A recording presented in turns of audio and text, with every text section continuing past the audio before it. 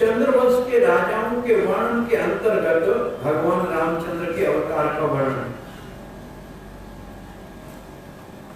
सारे सूर्य वंश के राजाओं के वंश में भगवान रामचंद्र के अवतार का वर्णन है, और चंद्र वंश के अंतर्गत परशुराम जी और भगवान बलराम और कृष्ण के अवतार का वर्णन। अब आप देखिए, राम जी ने पूरे उत्तर कौशल को अपने साथ अपने धाम ले गए, तो वासना सबकी नाश हो गई कि नहीं हो गई? भगवान का धाम प्राप्त हुआ कि नहीं हुआ? साक्षात भगवान ने अवतार लेकर सबका उद्धार किया, पूरी अयोध्या ही डर गई।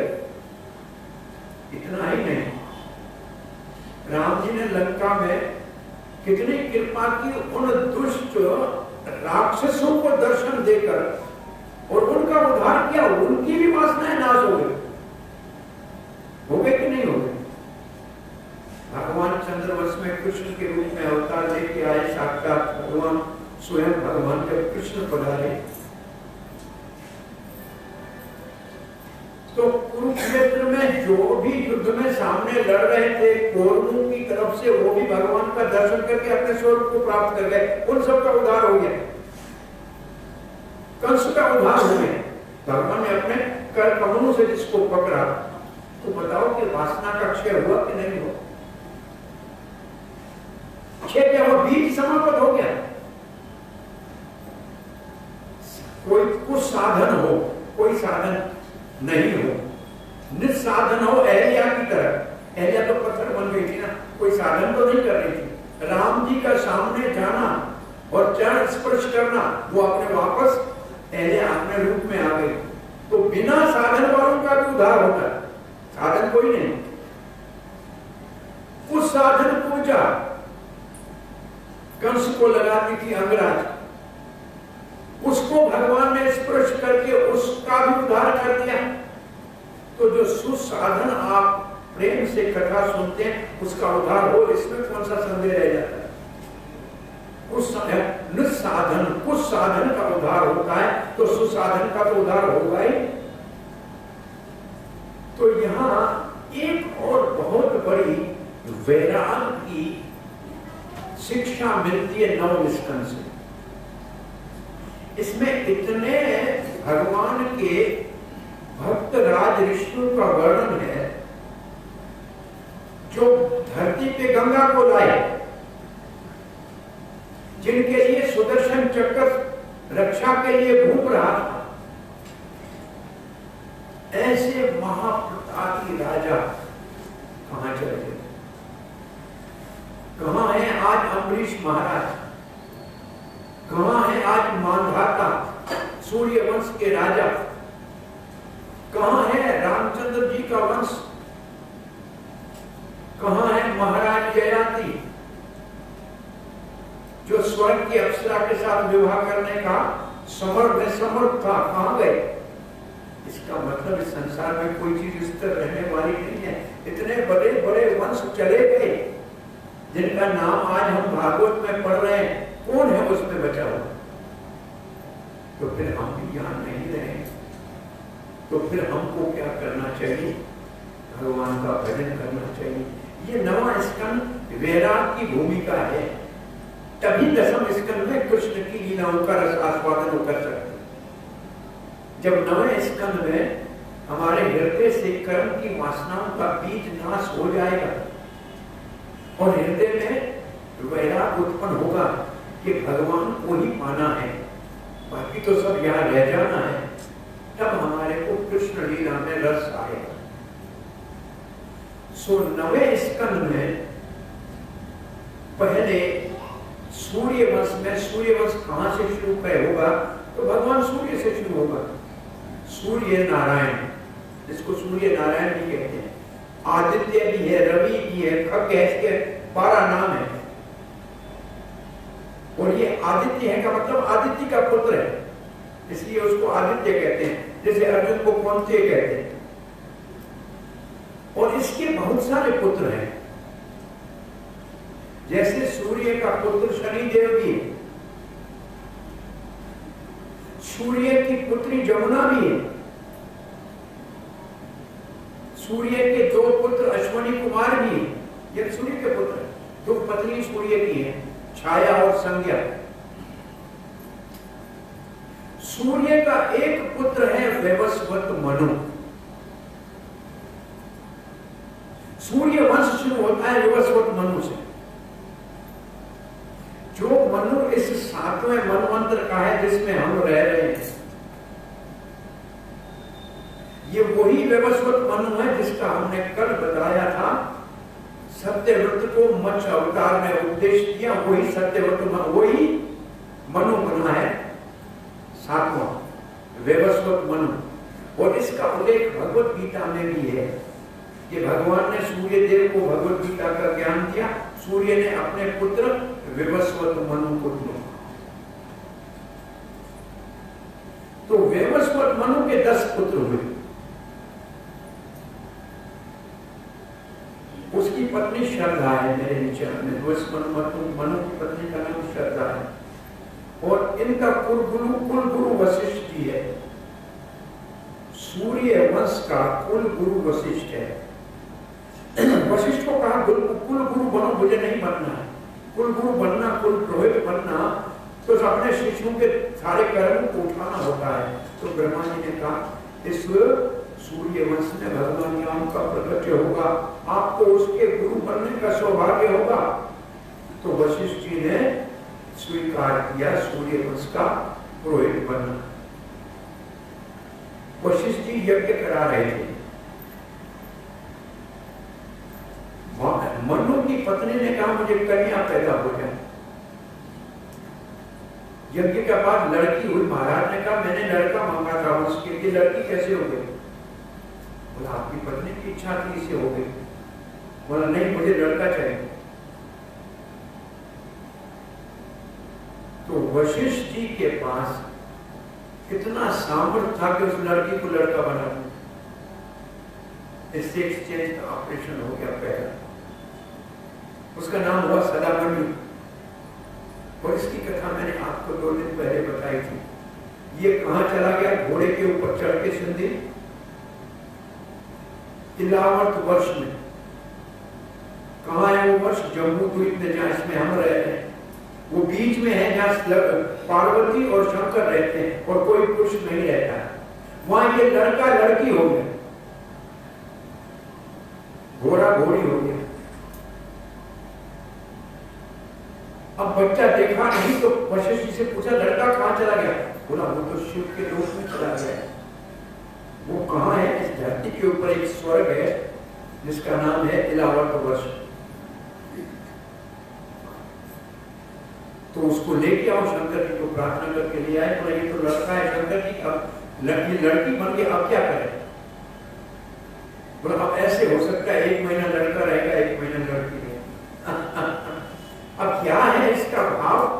ये तो शास्त्र लिख रहा है, हम कह रहे हैं, ये हमारे समझने से ऊपर की बात है। और आपको एक बात और यहाँ बताई थी, वो याद रखना। यही सदामनु जब लड़की बना तो बुद्ध जो चंद्रमा का पुत्र है उसके साथ गंधर्व विवाह किया, उससे एक पुत्र हुआ जिसका नाम है पुररवा। ये याद रखना, ये चंद्रवंश यहाँ से होगा। सो सदामनु फिर राज के काम का नहीं हुआ तो एक और पुत्र हुआ, उसका नाम था शर्याती। ये महाराज शर्याती बहुत सूर्य वंश के प्रतापी राजा बने, जिसके बेटे का नाम था आनर्त। और उस आनर्त के नाम से द्वारका की 100 योजन भूमि वैकुंठ से उतर के धरती पे आई। और वह पुराना द्वारका का नाम है आनर्त देश। वो आनर्त महाराज शर्याती का पुत्र है। यहाँ शर्याती की एक कन्या का नाम है, उसका नाम है सुकन्या। शर्याती एक बार अपने सेना मंत्रियों के साथ अपनी कन्या सुकन्या को लेकर च्यवन ऋषि के आश्रम में गए। च्यवन ऋषि बूढ़ा था बहुत, आंखें भी अंदर चली गई, बहुत बूढ़ा था, लेकिन राजा का सत्कार किया। ये सुकन्या घूमते हुए कहीं तो रोशनियां नजर आ रही थी और सब मिट्टी पड़ी थी। रोशनी में ऐसे तिनका घुसाया, उससे खून निकला। कोई ऋषि तपस्या कर रहा है, सारा ही मिट्टी ऊपर आ गई, सिर्फ आंखें चमक रही थी। अब पूरी राजा की सेना का हवा पानी बंद हो गया। बड़े दुखी हुए, च्यवन ऋषि के पास गए कि क्या हो गया है हमको? शुक्र ने कहा मुझसे अपराध हो गया है। कोई जीव था, हो सकता है ऋषि था, जो यहाँ तपस्या कर रहा था, मैंने आंख में तिनका डाल दिया। समझ गया कि च्यवन ऋषि के कहा कि क्षमा करो, हमारी सारी सेना संकट में है, सबका हवा पानी बंद हो गया है। च्यवन ऋषि सुकन्या की ओर देख रहा था। महाराज शर्याती समझ गए कि ऋषि कन्या से विवाह करना चाहता है, संकट भारी है। संकट के टालने के लिए सुकन्या का विवाह करके महाराज शर्याती च्यवन ऋषि को दे गया, जो बूढ़ा था। महाराज शर्याती अपने राज में चले गए।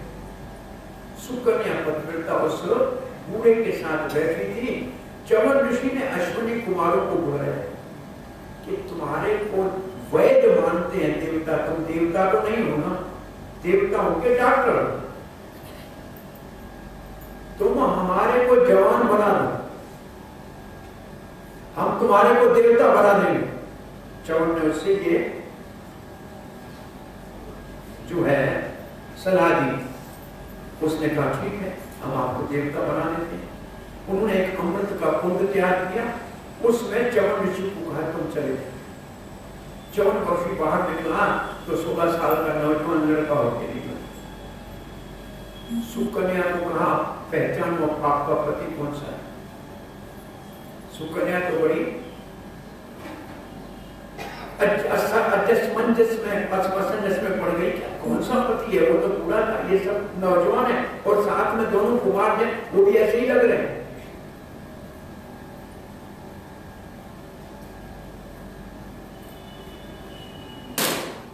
हरे कृष्णा। आपने 3 भगवान के ऐसे विग्रह हैं जो भगवान के पोते वज्रनाभ ने बनाए, जो वृंदावन में थे, मदन मोहन, गोविंद जी और गोपीनाथ।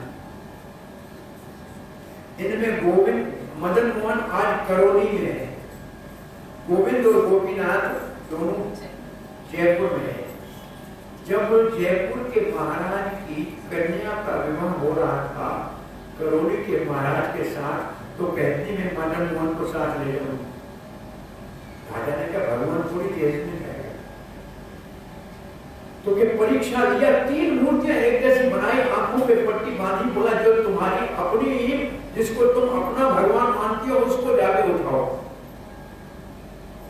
वो कहते भगवान मैं तो आपकी सेविका हूं, आपको ही पूजन करती हूँ, अब मेरे कुमार के ऊपर पट्टी बंधी हुई है, मैं आपको कैसे पहचानूं? और आप हाथ लगा के जाना और इस हृदय के ऊपर हाथ रखोगे, जिसके हृदय में धक धक हो, समझना तुम्हारा। और उसने उसी मदन मोहन को उठाया जो असली था। वो मदन मोहन आज भी वहां पर आया। तो सुकन्या ने भगवान को प्रार्थना की कि मेरा जो पति है, मैं पतिव्रता हूं, मुझे वही पति लेना चाहिए। और उसने च्यवन ऋषि को ही चुना। अश्विनी कुमार बहुत प्रसन्न हो गए। अब यज्ञ हो रहा था, और इंद्र वहां यज्ञ में आया और इंद्र को कहा, च्यवन ऋषि ने इन अश्विनी कुमार को देवता बनाओ, इसको हम अमृत नहीं पिलाएंगे। इंद्र ने मना की। च्यवन ऋषि ने उसको कहा कि नहीं करोगे तो तुम्हें साथ दे दूंगा। उसका हाथ रोक दिया जहां ऊपर खड़ा था। आज ये ऋषि, ये देवता हो गए। शर्याती महाराज अपने जमाई से मिलने के लिए आए, तो अपनी लड़की को एक नौजवान लड़के के साथ देखा, तो कहा बेटी तुम इतनी कुलीन घर की हो, कहा तुम्हारे को विवाह कराया था पूरे ऋषि के साथ, ये नौजवान लड़का कौन है? लड़की कहती पिता मैं तो मर्यादा में रही, लेकिन ये मेरा शक्तिशाली ऋषि अश्विनी कुमारों की कृपा से नवयुवक हो गया, और तब से मार्केट में च्यवनप्राश आ गया। कि च्यवनप्राश का च्यवनप्राश खाओ और नौजवान हो जाओ। ये च्यवनप्राश के पीछे की कथा है कि च्यवन कैसे जवान बन गए। तो ये शरियाती महाराज की कथा के बाद आगे चल के नभग महाराज की कथा आती है, जिसका पुत्र हुआ अम्बरीश महाराज। हाँ, अम्बरीश महाराज की कथा आज शुरू हुई। ये भी ऐसा प्रतापी राजा था, एकादशी का व्रत करता था। एक वर्ष पूरा एकादशी का व्रत किया और द्वादशी के दिन व्रत के पालन करने का एक टाइम होता है, पारण का टाइम। और जब पारण का टाइम होने वाला था, उसको दुर्वासा ऋषि इसके पास अतिथि बन गया और कहा मैं भोजन करूंगा। अम्बरीश महाराज ने कहा महाराज स्वागत है। बोला मैं स्नान करने जा रहा हूं। वो स्नान करने गया और प्रभुओं ने कहा, पंडितों ने कहा महाराज पारण का टाइम जा रहा है, 12 महीने के व्रत का फल नहीं मिलेगा। बोला अतिथि को भोजन नहीं करा, उससे पहले मैं कैसे खाऊं। बोला जल का एक जल आचमन में लेकर चरणामृत की तरह पी लो, व्रत का पारण भी हो जाएगा, अतिथि का अपमान भी नहीं होगा, पानी पीने से तो कुछ नहीं होगा। अम्बरीश महाराज ने जल पी लिया। दुर्वासा लौट के आए, ध्यान लगा के कहा कैसे राजा हो, अहंकारी हो गए हो, ब्राह्मण को खिलाने से पहले खाते हो। महाराज व्रत का टाइम नहीं करता है, क्या करता है। ब्राह्मणों ने कहा जल पी लो। क्रोध आया, ऐसे कृत्या बनाई, ऐसी कृत्या बनाई, कहा जाओ अम्बरीश को नाश कर दो। और उस समय भगवान का सुदर्शन चक्र कृत्या को नाश करके अम्बरीश के पीछे लगा और अम्बरीश यहाँ भाग के पूरे ब्रह्मांड में भागा, कहीं स्थान नहीं बना, ब्रह्मलोक में गया, ब्रह्मा जी को प्रणाम किया। ब्रह्मा जी ने कहा अम्बरीश जी आओ, हाँ दुर्वासा जी आओ। दुर्वासा को कहीं जगह नहीं मिली। बोला पीछे चक्कर आ रहा है। बोला चक्कर के चक्कर में नहीं पड़ना हूं, चक्कर वाले के पास गया।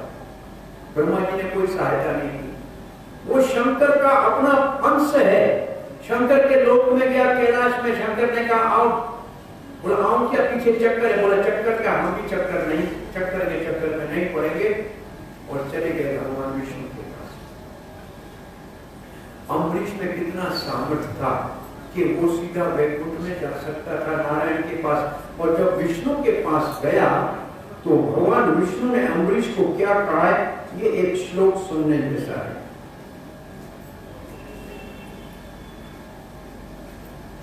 अम्बरीश को भगवान कहते हैं अहम भक्त पराधीन हूं, मैं तो भक्त के अधीन हूं पूर्ण रूप से।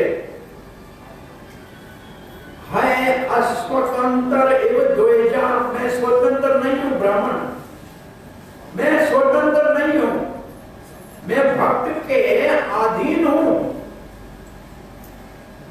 साधुर वीर ग्रस्त हृदय, साधु के हृदय में मैं रहता हूं। भक्त भक्त जन प्रिय, जो भक्त मुझसे प्रेम करते हैं उनके मैं हृदय में रहता हूं। और साधु और ऐसे भक्तों के मैं अधीन हूं, मैं कुछ नहीं कर सकता। आगे कह रहे हैं न हम आत्मानामाशते मद भक्त साधु भीर बिना, बिना साधु के मैं अकेला रह ही नहीं सकता हूं, मुझे साधु चाहिए ही चाहिए। श्रियम चात्यंत्यम ब्रह्मण येषाम गतिर अहम परा, मेरे को जो ये लक्ष्मी और इतना बड़ा साम्राज्य मिला है, ये तो भक्तों के अधीन होने से मिला है। मैं आपको इस चक्कर के प्रभाव से छुड़ा नहीं सकता। एक सलाह देता हूं, दुर्वासा वापस अम्बरीश के पास चले जाओ, अम्बरीश क्षमा करेगा तो चक्कर शांत होगा। एक वर्ष बीत गया। ये देवताओं का, हमारा तो एक वर्ष बीत गया, देवताओं का एक दिन होता है। हमारे इस धरती लोक पे 6 महीने पूरे होते हैं ना, देवताओं का एक दिन होता है। हमारे 6 12 महीने होते हैं देवताओं का दिन उड़ रहा है। तो असल में हमारे यहाँ का 1 साल हो गया, वहां तो 1 दिन ही हुआ ना, जहां तक गया था उसके चक्कर में 1 दिन ही हुआ, लेकिन यहाँ का 1 साल बीत गया। दुर्वासा ने कुछ नहीं खाया, खड़ा था वही। हाँ, अम्बरीश महाराज वही खड़ा था। दुर्वासा ने आके प्रणाम किया कि क्षमा करना, मैं आपकी भक्ति के प्रभाव को समझ नहीं पाया, इस चक्कर को शांत कीजिए। अम्बरीश महाराज ने कहा, आप ब्राह्मण हो, मैं क्षत्रिय हूं, मुझे प्रणाम मत करो, मुझे लज्जित मत करो। और चक्कर को प्रार्थना करके कहते हैं, हे ज्वल चक्कर, भक्तों की रक्षा करने के लिए भगवान के कर्तमल में रहने वाले इस ब्राह्मण को क्षमा करो। चक्कर शांत हो गया। दुर्वासा को भोजन कराया, फिर अम्बरीश ने भोजन खाया। अब इस कथा से दुर्वासा क्या दिखाना चाह रहे हैं? दिखाना ये चाह रहे हैं एक भक्त की भक्ति कितनी शक्तिशाली है कि भगवान भी भक्त के अधीन होता है और भगवान का चक्कर भक्त की रक्षा के लिए नियुक्त हो जाता है। चक्कर के ऊपर एक बात याद आती है, अहंकार भगवान को किसी में पछा नहीं लगता। जब भगवान द्वारका में विराजमान थे द्वारकाधीश के रूप में, तो सत्यभामा समझती थी मुझसे कोई ज्यादा सुंदर है ही। गरुड़ समझता था मेरे से तेज गति से कोई चल ही नहीं सकता, मैं सबसे तीव्र गति चलने वाला हूं। और सुदर्शन चक्र को भी ये अभिमान था कि मैं ही संसार की रक्षा करता हूं, भगवान का सबसे बड़ा अस्त्र है। भगवान को अपने भक्तों के अंदर अहंकार आ जाए, ये अच्छा नहीं। भगवान ने गरुड़ को कहा कि तुम किम पुरुष लोक में चले जाओ, किम पुरुष वर्ष में, वो जम्बूद्वीप में वहां हनुमान जी हैं, उसको कहो कि श्री कृष्ण ने आपको बुलाया। गरुड़ पहुंच गया किम पुरुष वर्ष में, हनुमान भगवान राम की भक्ति कर रहे। कहा, हनुमान कृष्ण भगवान ने बुलाया, चलो मेरी पीठ के ऊपर, जल्दी ले चलो। हनुमान समझ गया गरुड़ के पीठ के ऊपर सिर्फ नारायण को बैठने का अधिकार है, विष्णु को बैठने का। ये मुझे कह रहा है, इसका मतलब भगवान ने भेजा है, कोई कारण होगा, इसको अहंकार है। हनुमान ने कहा तुम जाओ, मैं पहुंच जाऊंगा। तुम अंदर कब पहुंचोगे? हनुमान को आया आवेश, गरुड़ को ऐसे पकड़ के समुद्र में फेंक दिया। और हनुमान की गति मनुजम्मार तुल्य वेगम जितेंद्रियाम बुद्धिमताम वरिष्ठम। मनुज तुल्य वेगम, मन के समान भागता है। एक सूर्य, एक गति मन की, एक गरुड़ की, एक हनुमान की और एक वायु की, इनके समान किसी और की गति नहीं। हनुमान जी पहुंचे तो भगवान बड़े चतुराई से कहते हैं, सुदर्शन चक्र पूरे द्वारका की रक्षा के लिए तुम्हारे को नियुक्त करता हूं, किसी को अंदर मत आने देना। सुदर्शन घूम रहा है और सत्यभामा को कहते हैं मैंने हनुमान को मिलने के लिए बुलाया है, वो आएगा तो सीता के बारे में पूछेगा, और अब सीता है नहीं तो उसको संत मैं हूं, कोई कम हूं क्या सीता से? मैं बैठू ना। अब हनुमान जी जैसे द्वारका की सीमा पे पहुंचा, सुदर्शन चक्र कहता अंदर नहीं जा सकते। भगवान ने बुलाया है, रूप लेने आया था, कृष्ण ने बुलाया है, बोला मुझे कहा है किसी को अंदर मत आने देना। हनुमान ने सुदर्शन चक्र को पकड़ के मुंह में दबा के दांतों में डाल दिया। ये चक्कर तो गोल होना चाहिए, यहाँ जगन्नाथ के पास ऐसे चिपटा क्यों पड़ा? ये चिपटा इसलिए पड़ा कि हनुमान जी ने मुंह में दबा दिया। चक्कर मुंह में डाला हुआ हनुमान जी सीधे उतरे। कहां उतरे? भगवान के महल में।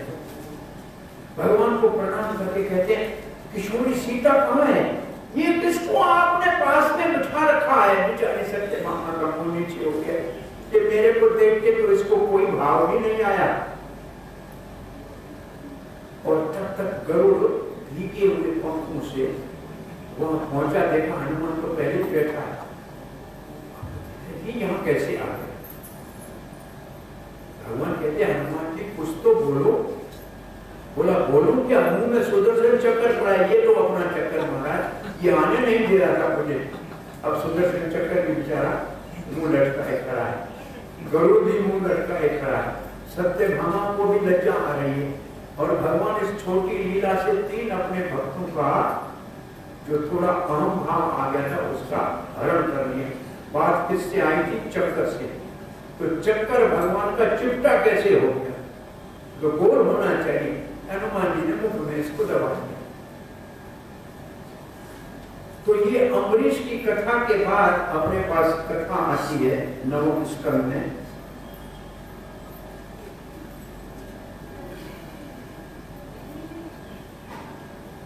इस सूर्य वंश में एक महाराज बड़े हुए मथुरा के राजा मानधाता, जिसको 50 सुंदर कन्याएं थी। और शौबरी ऋषि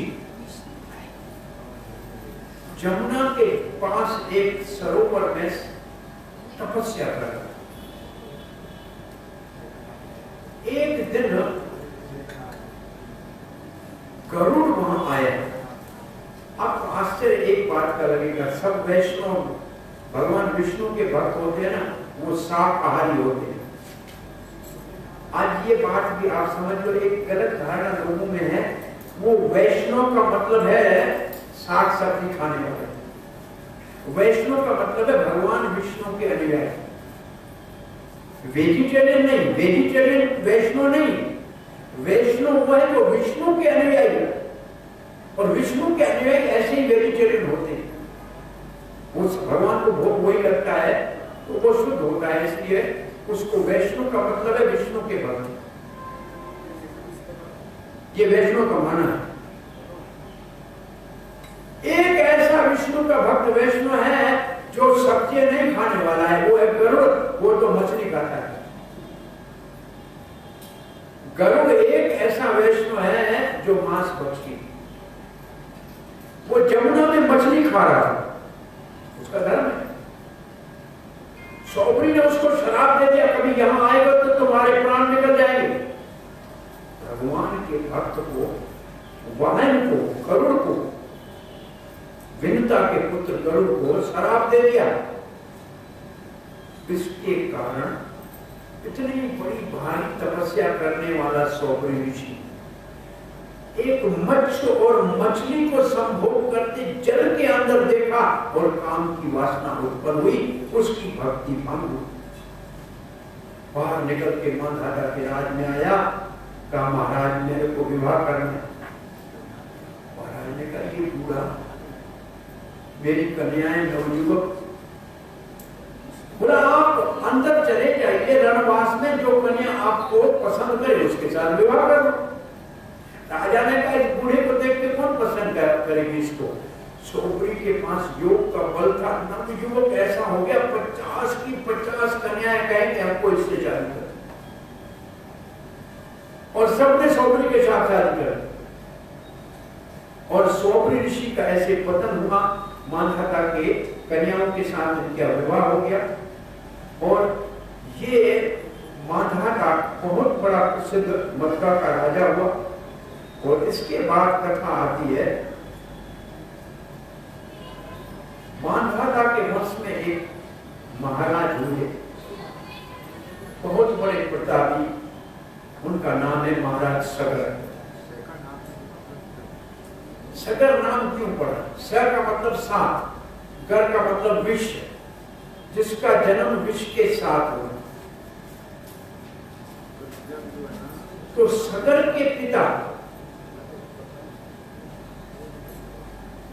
ऋषि के आश्रम में रह रहे थे अपनी पत्नी के साथ, और पत्नियां भी वहां रह रही थी।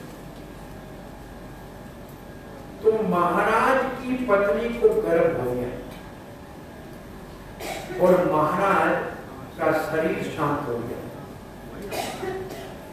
तो पत्नी जिसके गर्भ में बालक था, दूसरे ने कहा अब इसको पुत्र होगा तो ये तो महारानी बन जाएगी और हम तो नौकरानी बन जाएंगी।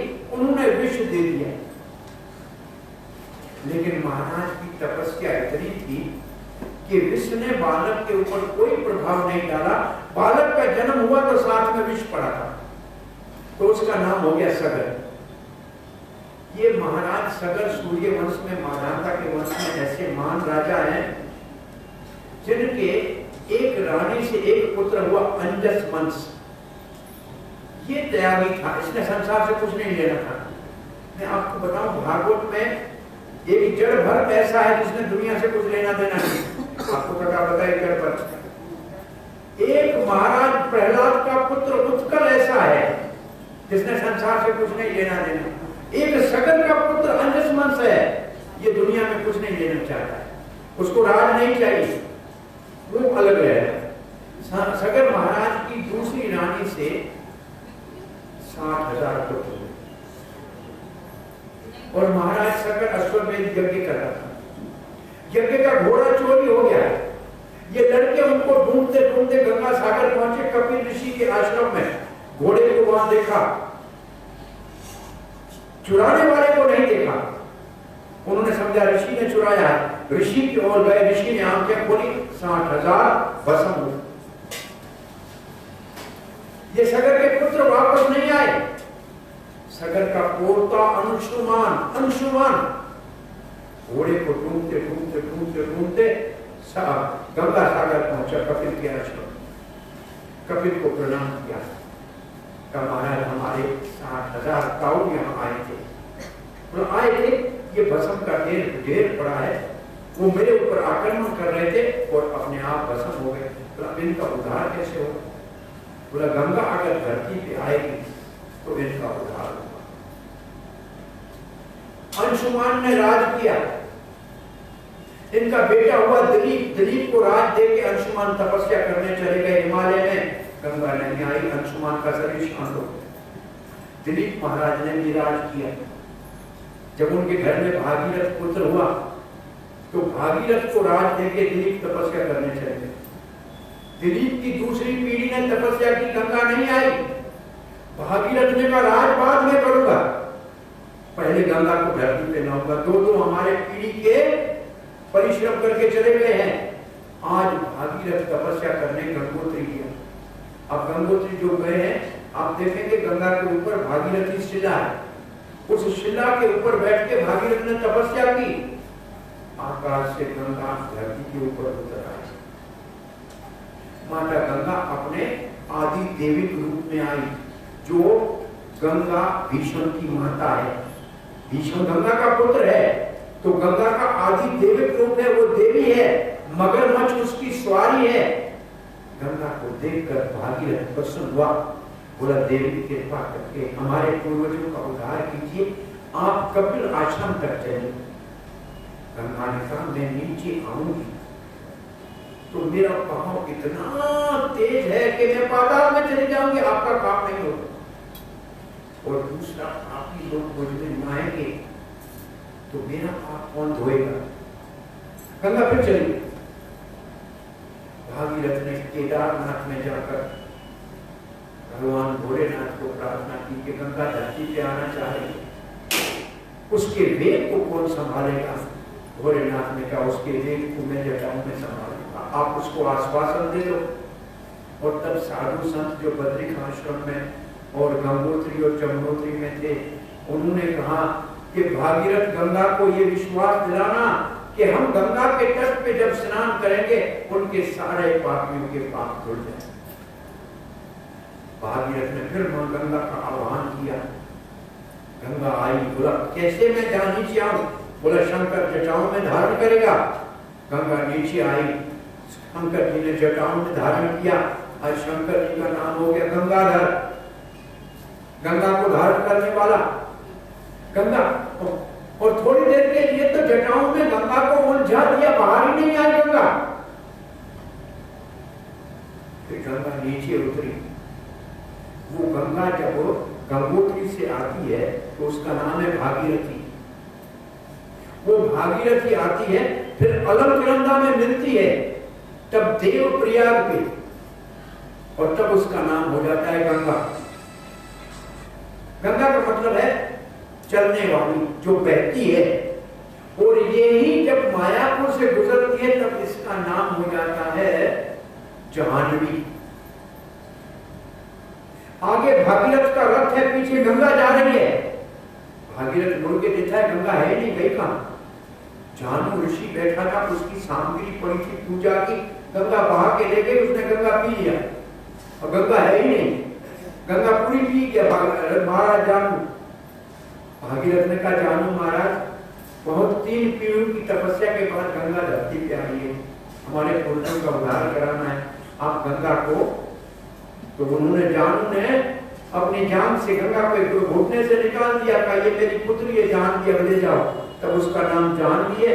फिर गंगा जाके कपिल आश्रम में पहुंची और जहां गंगा गंगा सागर में मिलती है वहां 60,000 सागर के पुत्रों का उद्धार हुआ। ऐसे गंगा का धरती के ऊपर सूर्यवंशी राजाओं ने अवतार कराया। इसलिए भरद्वाज ऋषि प्रयागराज में जब राम, लक्ष्मण और सीता वनवास के प्रसंग में वहां आते हैं तो भरद्वाज ऋषि कहता है सूर्यवंश में महान तो है भागीरथ जो धरती के ऊपर गंगा लाया, उससे महान है महाराज दशरथ जो साक्षात भगवान राम को धरती पर लाया। आज मेरी तपस्याओं का सारा फल मेरे जब तक का मिला है कि राम की आपका दर्शन होगा। आज मैं सफल हो गया, मेरा जीवन के आप यहाँ मेरे आश्रम में पधारे। सो ऐसे ये सूर्यवंश के राजा की महानता है कि गंगा को धरती पे लाया। ये गंगा एक रूप में तो जल है, नदी है, बहती है, आपके घर में है तो पूजा के काम आता है। हमारे बोतल में गंगा जल पड़ा होता है, ये तो जल के रूप में, और एक प्रवाह के रूप में नदी बह रही है जिसमें स्नान कर सकते हो, जिसमें मछलियां तैर रही है। और एक गंगा देवी के रूप में गंगा माता है जो भीष्म पितामह की माता बनी है। और गंगा असल में क्या है? विष्णुपति है। कल बताया था वामन देव के चरण को धोया, जिस कारण सागर के जल ने, उसी का नाम गंगा है। ये ब्रह्म द्रव्य है, ये जल नहीं है, ये अमृत है, ये अमृत है, जल नहीं है, पानी नहीं है। गंगा अमृत है। क्यों? ये चरणामृत है, ये भगवान का चरण धो के नीचे उतर रही है, चरणामृत है। ये जैसे भगवान का चरण धोया, उस वक्त ब्रह्मा जी ने उसको अपने कमंडल में ले लिया, शंकर जी ने उसको अपनी जटाओं में धारण किया, और वहां से ध्रुवलोक में गंगा गिरी, और ध्रुवलोक से देवता अपने विमानों में गंगा को लेके देवलोक में लाए। गंगा को देवलोक में कैसे लाए? अरे भाई, आप भी जाते हैं एक बार बोतल में गंगा का पानी ले आते हैं कि गाड़ी में भी नहीं, आपके घर में गंगा आती है तो वैसे वो भी नहीं। और फिर भागीरथ ने उस गंगा को धरती के ऊपर अवतीर्ण कराया, जो 5000 वर्ष तक पति तपावनी के रूप में सबका उद्धार कर रही। लेकिन अब गंगा के स्नान को जो खाते हैं वो पर्यटक हो गए, यात्री नहीं बच गए। ऐसा एक कथा आती है कि गंगा में एक बार स्नान करने से 100 अश्वमेध यज्ञ का फल मिलता है, सारे पाप धुल जाते। पार्वती ने शंकर जी से पूछा, ये सत्य है? बोला हाँ सत्य है। बोले ये 1000 लोग रोज स्नान करने जाते हैं, इन सबको ये पुण्य मिलेगा? बोला चलो आपको दिखाता हूं। शंकर जी बन गए कुष्ठ रोगी, अपने आप को ब्राह्मण बनाया कुष्ठ रोगी। पार्वती नवयुवती उसको गोद में लेके बैठी सर के, जो स्नान करने जा रहा है उसको कहते आप गंगा स्नान करके आओगे, आपको 100 अश्वमेध यज्ञ का फल मिलेगा, आप उसका फल हमारे पति को दो, कुष्ठ रोग से भी छूट जाए।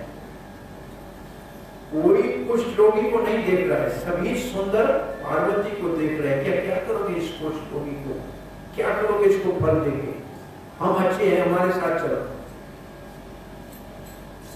एक व्यक्ति 2 किलोमीटर से रोज पैदल आता था, 10 किलोमीटर से गंगा का स्नान करने, स्नान करके वापस लौट रहा था। पार्वती ने कहा आप गंगा के स्नान का फल मेरे पति को दो, उसका कुष्ठ रोग चला जाए।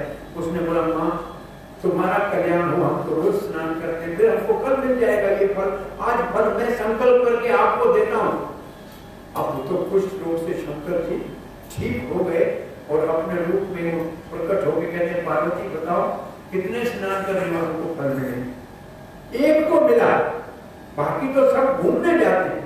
अब आज आप देखें जाके वहां वो क्या कहते हैं,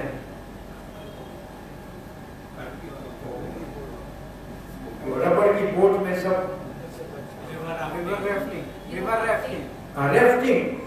रेफ्टिंग करते हैं। रात को वहाँ विदेशी लड़के लड़कियां वो अंधेरे में रहते उधर है, ये और शराब पीते हैं। ये गंगा में होना चाहिए, ये हो रहा है आज। और ये हो रहा है इसलिए कभी कभी केदारनाथ का है अंदर ऐसी आफत आती है कि सभी लुढ़क के चले जाते हैं। ऐसा नियम होना चाहिए कि गंगा में जाने से पहले 4 नियम का जो पालन करे, भगवान का स्मरण करे, वही गंगा स्नान के लिए जाए। ये पुराना नियम है गंगा के स्नान का। जब तक गंगा का स्नान नहीं करते तब तक लोग रास्ते में पानी भी नहीं पीते। स्नान करने के बाद एक दिन तो पूरा उपवास करते थे तीर्थ में। अब तो लोग रास्ते में कोई कचौड़ी खाएगा, कोई पकौड़ा खाएगा, कोई चाय पीगा, वहां तक पहुंचते पहुंचते तीर्थ का तो महत्व ही नहीं रहे, मर्यादाएं खत्म हो गई तीर्थ। सो गंगा का ये अवतार धरती के ऊपर हुआ, ये सूर्यवंशी राजाओं की मान्यता है। आगे हम इसका श्रवण करते हैं।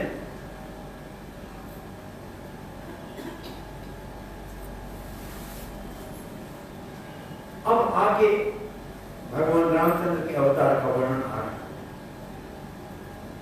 कि इस वंश में आगे चल के रघुवंश हुआ, जिसमें महाराज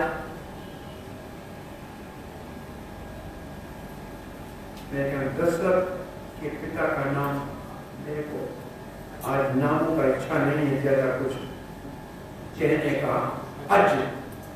अज के घर में दशरथ का जन्म हुआ।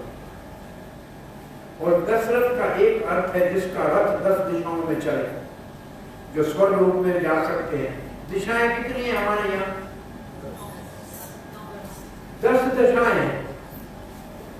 अंग्रेजी भाषा में 4 ही दिशाएं हैं, ईस्ट वेस्ट नॉर्थ साउथ बस ना। और हमारी भाषा में संस्कृति में 10 दिशाएं हैं। 4 दिशाएं, 4 कोने, ईशान कोण, ये 4 कोने, एक ऊपर एक नीचे, 10 दिशाएं। ऋतु कितने हैं? मौसमें कितनी है? कुछ देशों में सिर्फ एक ही मौसम है, सर्दी। रशिया में जाओ सर्दी है, और टेम्परेचर 18 हो जाए तो कहेंगे गर्मी आ गई। भारत ऐसा देश है जिसमें 6 ऋतु है, शब्द ऋतु 6 ऋतु है। हर ऋतु 2 महीने की होती है। हर ऋतु का भारतवर्ष में भोजन अलग है, वस्त्र अलग है, उत्सव अलग है। आयुर्वेद में 6 ऋतुओं के अनुसार इलाज किया जाता है। अब 6 ऋतु के नाम भी नहीं आएंगे भारत भूमि वालों को, आप पूछ लीजिए, नहीं आएंगे। संडे मंडे सब बच्चों को आएगा, पूछ लेना। और किसी को पूछो रविवार सोमवार नहीं आएगा। आ भी जाए 7, लेकिन 12 महीनों के नाम यहां आप बैठे हो ना, इसमें 5 को भी नहीं आएगा। जनवरी फरवरी मार्च अप्रैल सबको आएगा, लेकिन अब कौन सा है महीना, कौन सा चल रहा है और आने वाला महीना कौन सा है बताओ? आषाढ़ सुदी दूज को जगन्नाथ रथ यात्रा होगी। आषाढ़ महीने की दूज को जगन्नाथ, यानी महीनों के नाम ही भूल गए। बताओ हमारी संस्कृति हमारे से चली गई कि नहीं? थोड़ा अच्छी तरह से सोच के देखो, हमारे अपने महीनों के नाम हमारे बच्चों को नहीं आते। सिखाने चाहिए कि नहीं सिखाना चाहिए? ये संस्कार, जब ये संस्कार चले गए तो फिर मर्यादाएं भी चली। बड़ों का सम्मान करना चला गया, गुरुजनों का आदर करना स्कूल में चला गया। ये सब गया कि नहीं गया? तो ये बहुत बड़ी विडंबना है कि भारत भूमि में एक नेकाले ऐसा एक बीज बो गया है। उसने चिट्ठी लिखी थी अपने बाप को कि भारत में कोई हजारों की संख्या में गुरुकुल है, बच्चों को फ्री में एजुकेशन दी जाती है, 16 विद्याएं पढ़ाई जाती हैं, 18 विद्याएं पढ़ाई जाती हैं। किसी बच्चे से पैसा नहीं लिया जाता पढ़ाने का, राजा पैसा देता है, धनी सेठ पैसा देते हैं। अगर ये विद्या की पद्धति भारत की रही तो फिर हम इनके ऊपर राज नहीं कर सकेंगे। इसलिए हम कहते हैं, मैकाले ने कहा, ये पढ़ाने वाले मुफ्त में ब्राह्मणों को निकाल दो और राजा जो पढ़ाने के लिए दान देते हैं बंद करा दो, और सारी गुरुकुल पद्धतियों को जड़ से निकालकर फिर मैकाले ने दूसरी चिट्ठी लिखी कि अब भारत की गुरुकुल पढ़ने की पद्धति को हमने जड़ से निकाल दिया। अब हम अंग्रेजी पढ़ाई का बीज बोने जा रहे हैं। अब भारतवासी देखने में भारतीय होगा, लेकिन उसकी मानसिकता हमारी नौकर की गुलामी की होगी। वो देखने में भारतीय होगा, लेकिन उसका चिंतन सारा विदेशी होगा और वो नौकरी मांगेगा, अब हमारा नौकर बनेगा।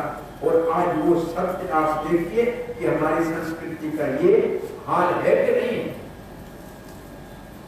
ये आपको धन्यवाद है कि 5, 7, 8 यहाँ फिर पाजामा पहन के आए हो और माता 2-4 साड़ियां पहन रही हैं, नहीं तो वो सारी संस्कृति के संस्कार ही समाप्त हो गए।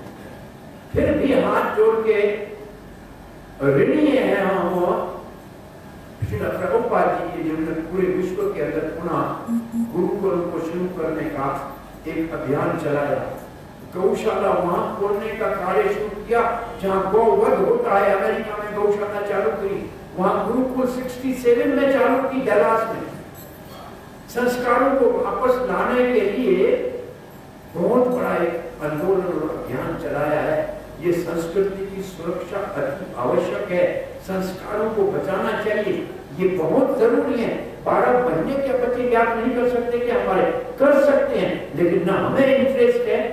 और ये होना चाहिए, शास्त्र में जो लिखा है उसको समझना तो चाहिए। अभी भगवान के अवतार का महीना, राम जी का अवतार बसंत के महीने में, बसंत ऋतु में होता है। अब बसंत ऋतु जो आती है तब भगवान का अवतार होता है। और कौन से महीने में होता है?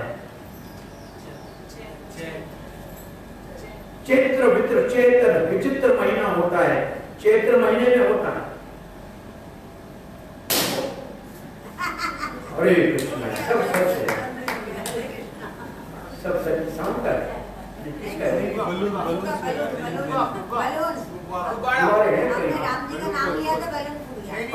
हरे कृष्ण।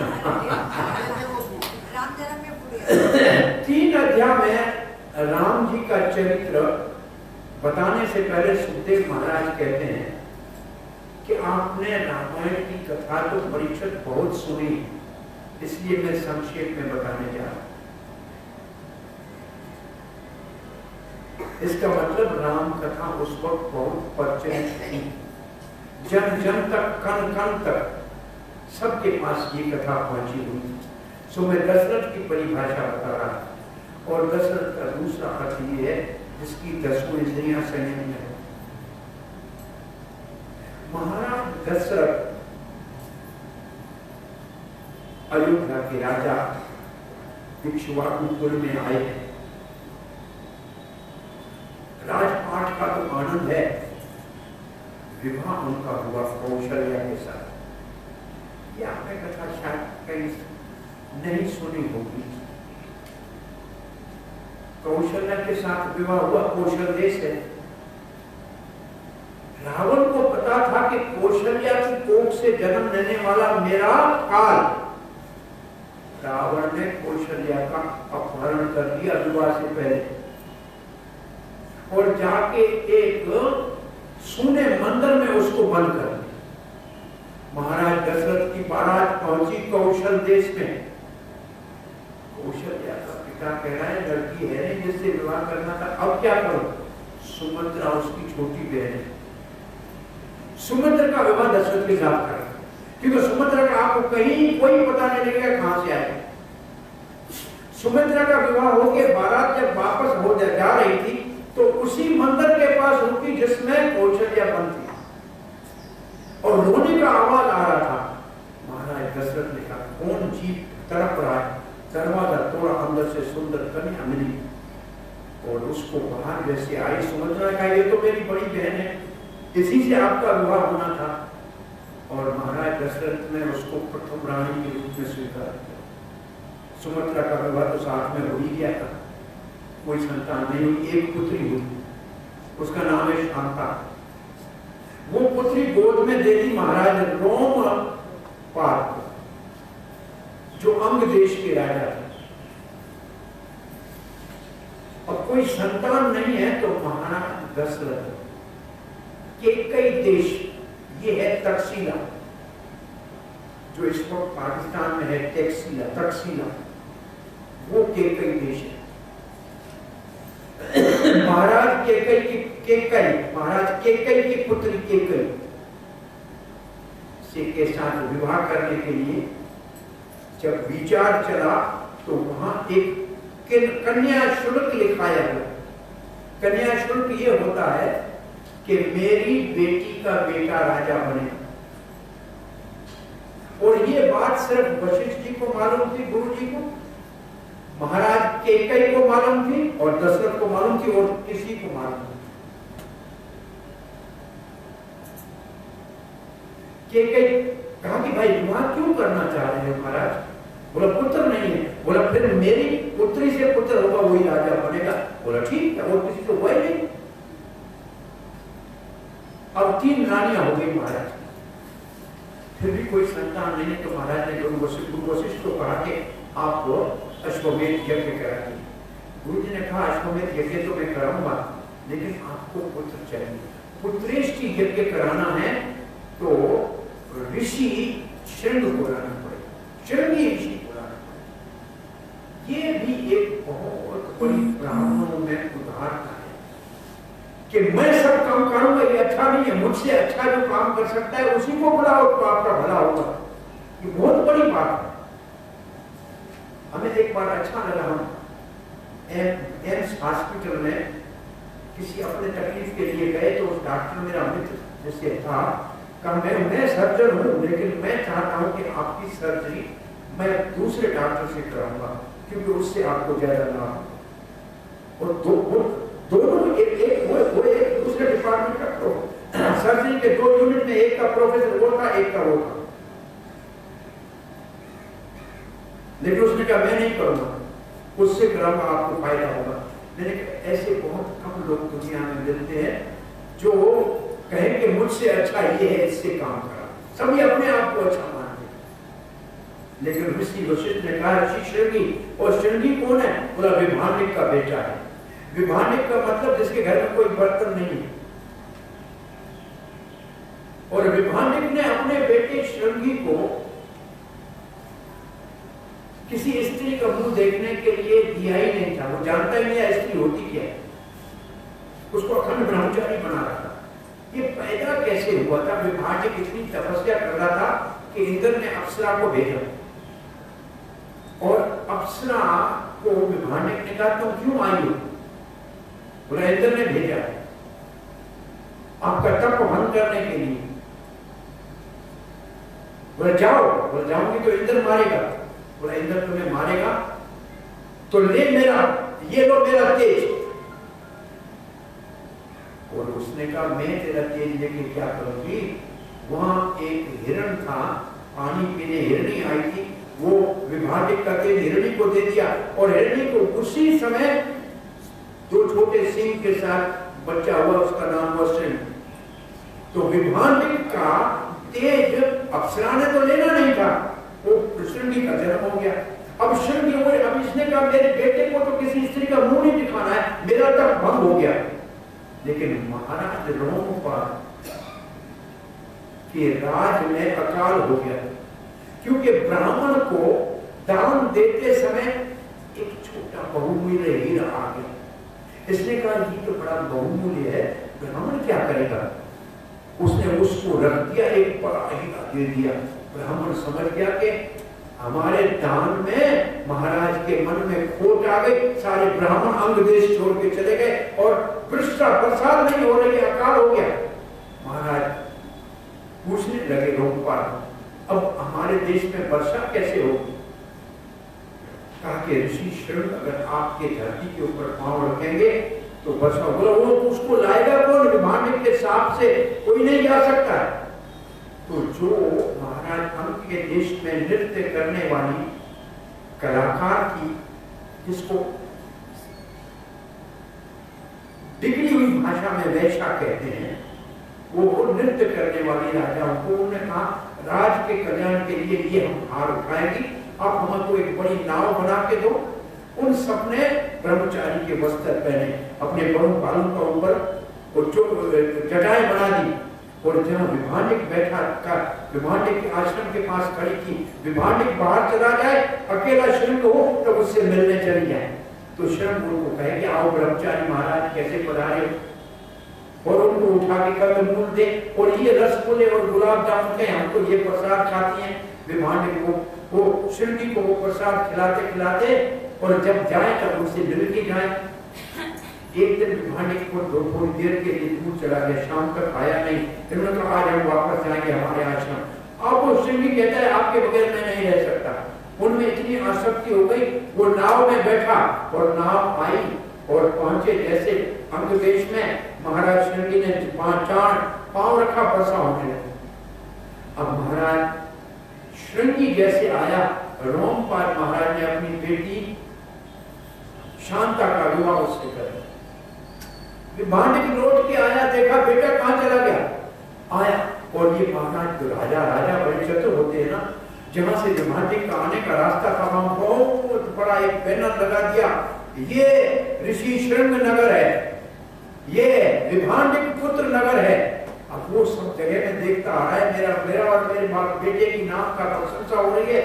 महाराज रोमपाल ने तो चरणों में गिर के कहा, मेरी प्रजा सारी हाहाकार कर रही थी, यहाँ अकाल पड़ रहा था, आपके पुत्र को यहाँ लाने के लिए हमारे को कुछ योजना बनानी पड़ी।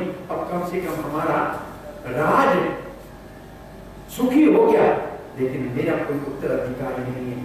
मैं ये पुत्री गोद में लाया हूँ महाराज दशरथ की, एक पुत्र संतान आपके पुत्र से उत्पन्न हो, हमारा वंश चले, फिर आपका पुत्र आप ले जाए। ऋषि विभांडिक ने कहा ठीक है बेटा, तुम तब तक रहना जब तक इनको संतान न उत्पन्न। और वहां वशिष्ठ जी ने कहा श्री रिंग और ऋषि श्रृंग आपका जमाता है, शांता का पति है, रोमपाल के घर राज में जाके बोलो। दशरथ जी वहां आए, कहा कि ऋषि श्रृंग से यज्ञ कराना। ऋषि श्रृंग ने कहा अभी मेरे पास समय है, क्योंकि अभी हमारे को संतान नहीं हुआ है, मैं आपका यज्ञ कराता हूँ। और ऋषि शृंग ने आके यज्ञ शुरू किया। पुत्र ऋषि तीनों रानियां बैठी हैं, ऋषि शृंग ने पूर्ण आहुति डाली और अंदर से यज्ञ पुष्प निकला, हाथ में कलश लेके सोने का, और सीधा ऋषि शृंग के हाथ में दिया। ऋषि शृंग ने वो दशरथ महाराज को दिया। दशरथ महाराज ने उसका आधा कौशल्या को दिया, चौथा हिस्सा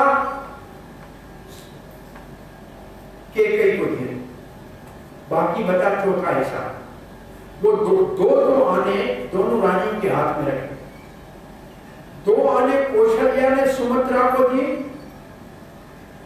2 आने केकई ने सुमित्रा को दी। अब बसंत की ऋतु है, चैत्र का महीना है, पुनर्वसु नक्षत्र है। जो पुनर्वसु नक्षत्र में जो चीज गुम हो जाए वो वापस मिलती है, जो धर्म कर्म गुम हो गया था वो वापस राम जी लाएंगे। पुनर्वसु नक्षत्र है, दोपहर के 12 बजे, और नवमी का तिथि। शास्त्री पंडितों को पूछिए, नवमी तिथि को रिक्ता कहते हैं, मतलब खाली है, इसमें कोई पुण्य नहीं होता। नवमी तिथि को कुछ यात्रा वात्रा नहीं करते, कहते ये रिक्ता है, खाली है। राम जी किशोरी सीता जी के साथ बैठे थे, एक बुढ़िया झरझर स्त्री जैसे आई, प्रणाम किया, बोला कौन हो देवी, कैसे पधारी हो? बोला महाराज क्या करूं, नवमी तिथि मेरा कोई सत्कार नहीं करता है, मुझे कहते हैं तुम रिक्ता हो, का मतलब खाली हो। उन्होंने खाली हो, अरे कोई खाली हो तो उसको तो हम भर देते। तो आज से हम जब अवतार लेंगे तो 9वीं तिथि को स्वीकार करेंगे। और भगवान ने फिर सीता की ओर देखा और सीता कहती है मैं भी 9वीं के दिन ही प्रकट होंगी। तो सीता 9वीं होती है और राम 9वीं होती है। अब 9वीं न्यार हो गई, उसको भगवान के नाम से जुड़ना का सौभाग्य प्राप्त हो गया। तो 9वीं की तिथि है और शुक्ल पक्ष का ये दोपहर का टाइम है।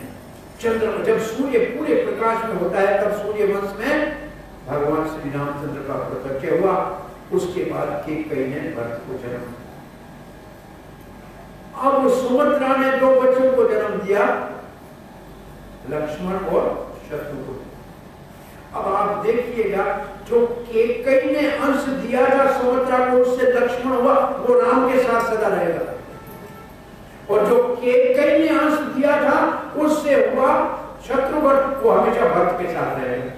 तो राम लक्ष्मण की जोड़ी और भरत और शत्रुघ्न की जोड़ी ये बहुत संगत से है। इनकी बाल लीलाओं का वर्णन बहुत कम किया है वाल्मीकि जी। वाल्मीकि कहते पढ़ने के लिए जब महाराज दशरथ और कौशल्या अपने पुत्रों को ले गए तो वशिष्ठ जी ने कहा आप चले जाइए, हम इनकी स्कूल में एडमिशन कर देते हैं। बोला ऐसे क्यों कहा? क्योंकि जैसे ही जब महाराज दशरथ चले गए वशिष्ठ जी ने राम जी की परिक्रमा करके प्रणाम किया, कहा मैं मानता हूं और जानता हूं कि आप भगवान हैं, परंतु मेरे को गुरु बनने का आपने ये सौभाग्य दिया है, अब मुझे अनुमति दीजिए कि मैं आपको शिक्षा दूं। अब ये तो दशरथ के सामने नहीं कर सकता था वशिष्ठ। वशिष्ठ क्या राम जी को प्रणाम दशरथ के सामने कर सकता था? नहीं। और फिर शिक्षा दीक्षा इनकी शुरू हो गई। राम जी का ऐसे प्रकट और शिक्षा दीक्षा का वर्णन है। कहते जब राम जी वापस आ रहे थे गुरुकुल से पढ़ाई करके, बड़ी शोभा यात्रा निकली थी, रथ के ऊपर चढ़े हुए थे, सुंदर स्वर्ण वर्ण के कपड़े पहने हुए थे, पांव में चांदी के पादुकाएं सोने के ऊपर लगे हुए, और जा रहा था दूर से एक नव रामचंद्र की आयु का एक निषाद लड़का पत्तों की और वन की पादुका बना के ऐसे खड़े के राम जी को खड़े होकर दिखा रहा था कि मैं आपके लिए लाया हूं। राम जी ने सारे प्रोसेशन में हटा के कहा कि उसको बुलाओ, और उससे वो पादुका लेके राम जी ने अपनी स्वर्ण पादुका को उतार के उसको पहन लिया। ये भगवान राम का मित्र निषाद राज हुआ जो बाद में बना। इसका बचपन से राम से इतना स्नेह था। अब राम जी वापस आते हैं तो विश्वामित्र लेने को आते हैं, और विश्वामित्र को दशरथ जी ने कहा नहीं दे सकता, और वो भी रावण के अनुचरों से लड़ने के लिए मेरा राम अभी 16 साल का क्या करेगा, मैं चलूं सेना लेकर।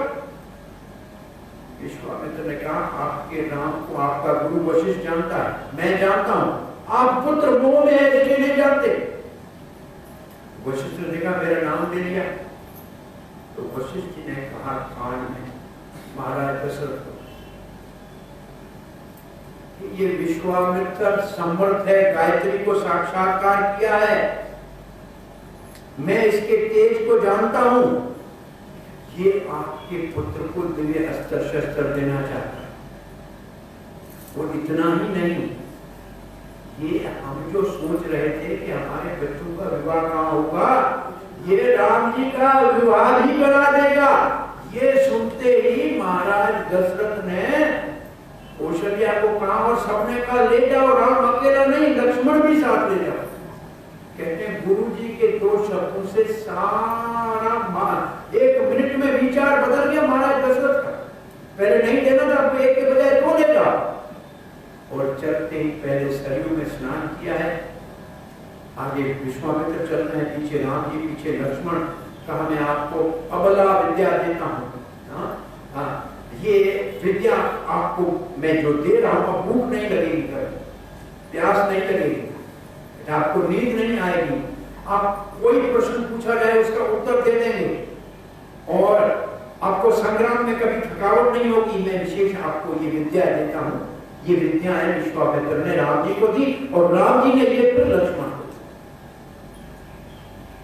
और आगे जाके ताटका के वध कर प्रसंग आता है। ये बक्सर के पास ताटका के वध का स्थान है और वहां से थोड़ा आगे बक्सर में ही विश्वामित्र का सिद्ध आश्रम था। तो ये निकले कहां से हैं? अयोध्या से, और जा रहे हैं आज की बक्सर की ओर।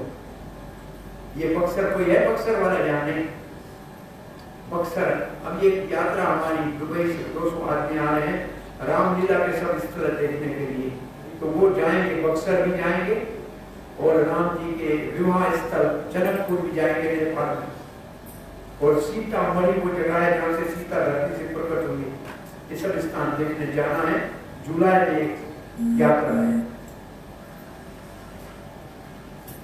सो ताटका का राम जी ने उद्धार किया, मारना नहीं चाहते, लेकिन गुरु ने कहा, आदेश दिया।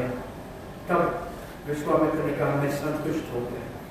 तब कहा बैठो अब राम जी, आपको मैं दिव्य अस्त्र देता हूँ, ये ब्रह्म अस्त्र है, ये आग्नेय अस्त्र है, ये वर्षा अस्त्र है। ऐसे सब अस्त्र मूर्तिमान होकर राम जी के सामने खड़े हो गए। राम जी ने कहा अब आप जहां हो वहां निवास करो, जब आपका आह्वान करूं तब आप आ जाओ।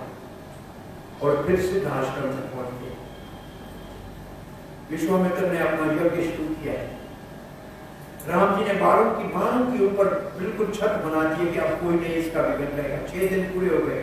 7वें दिन सुबाहु और मरीच आकाश में आए, ऊपर से पीप जल मल मूत्र फेंक के जब को विध्वंस करने का प्रयास करने वाले ही थे, तब तक राम जी ने पहले बाण से सुबाहु को तो मार दिया और मरीच को ऐसा बाण मारा जिसके आगे धारा नहीं थी, उसको छाती को लगा उठा के 100 योजन दूर हिंद महासागर में गिराया।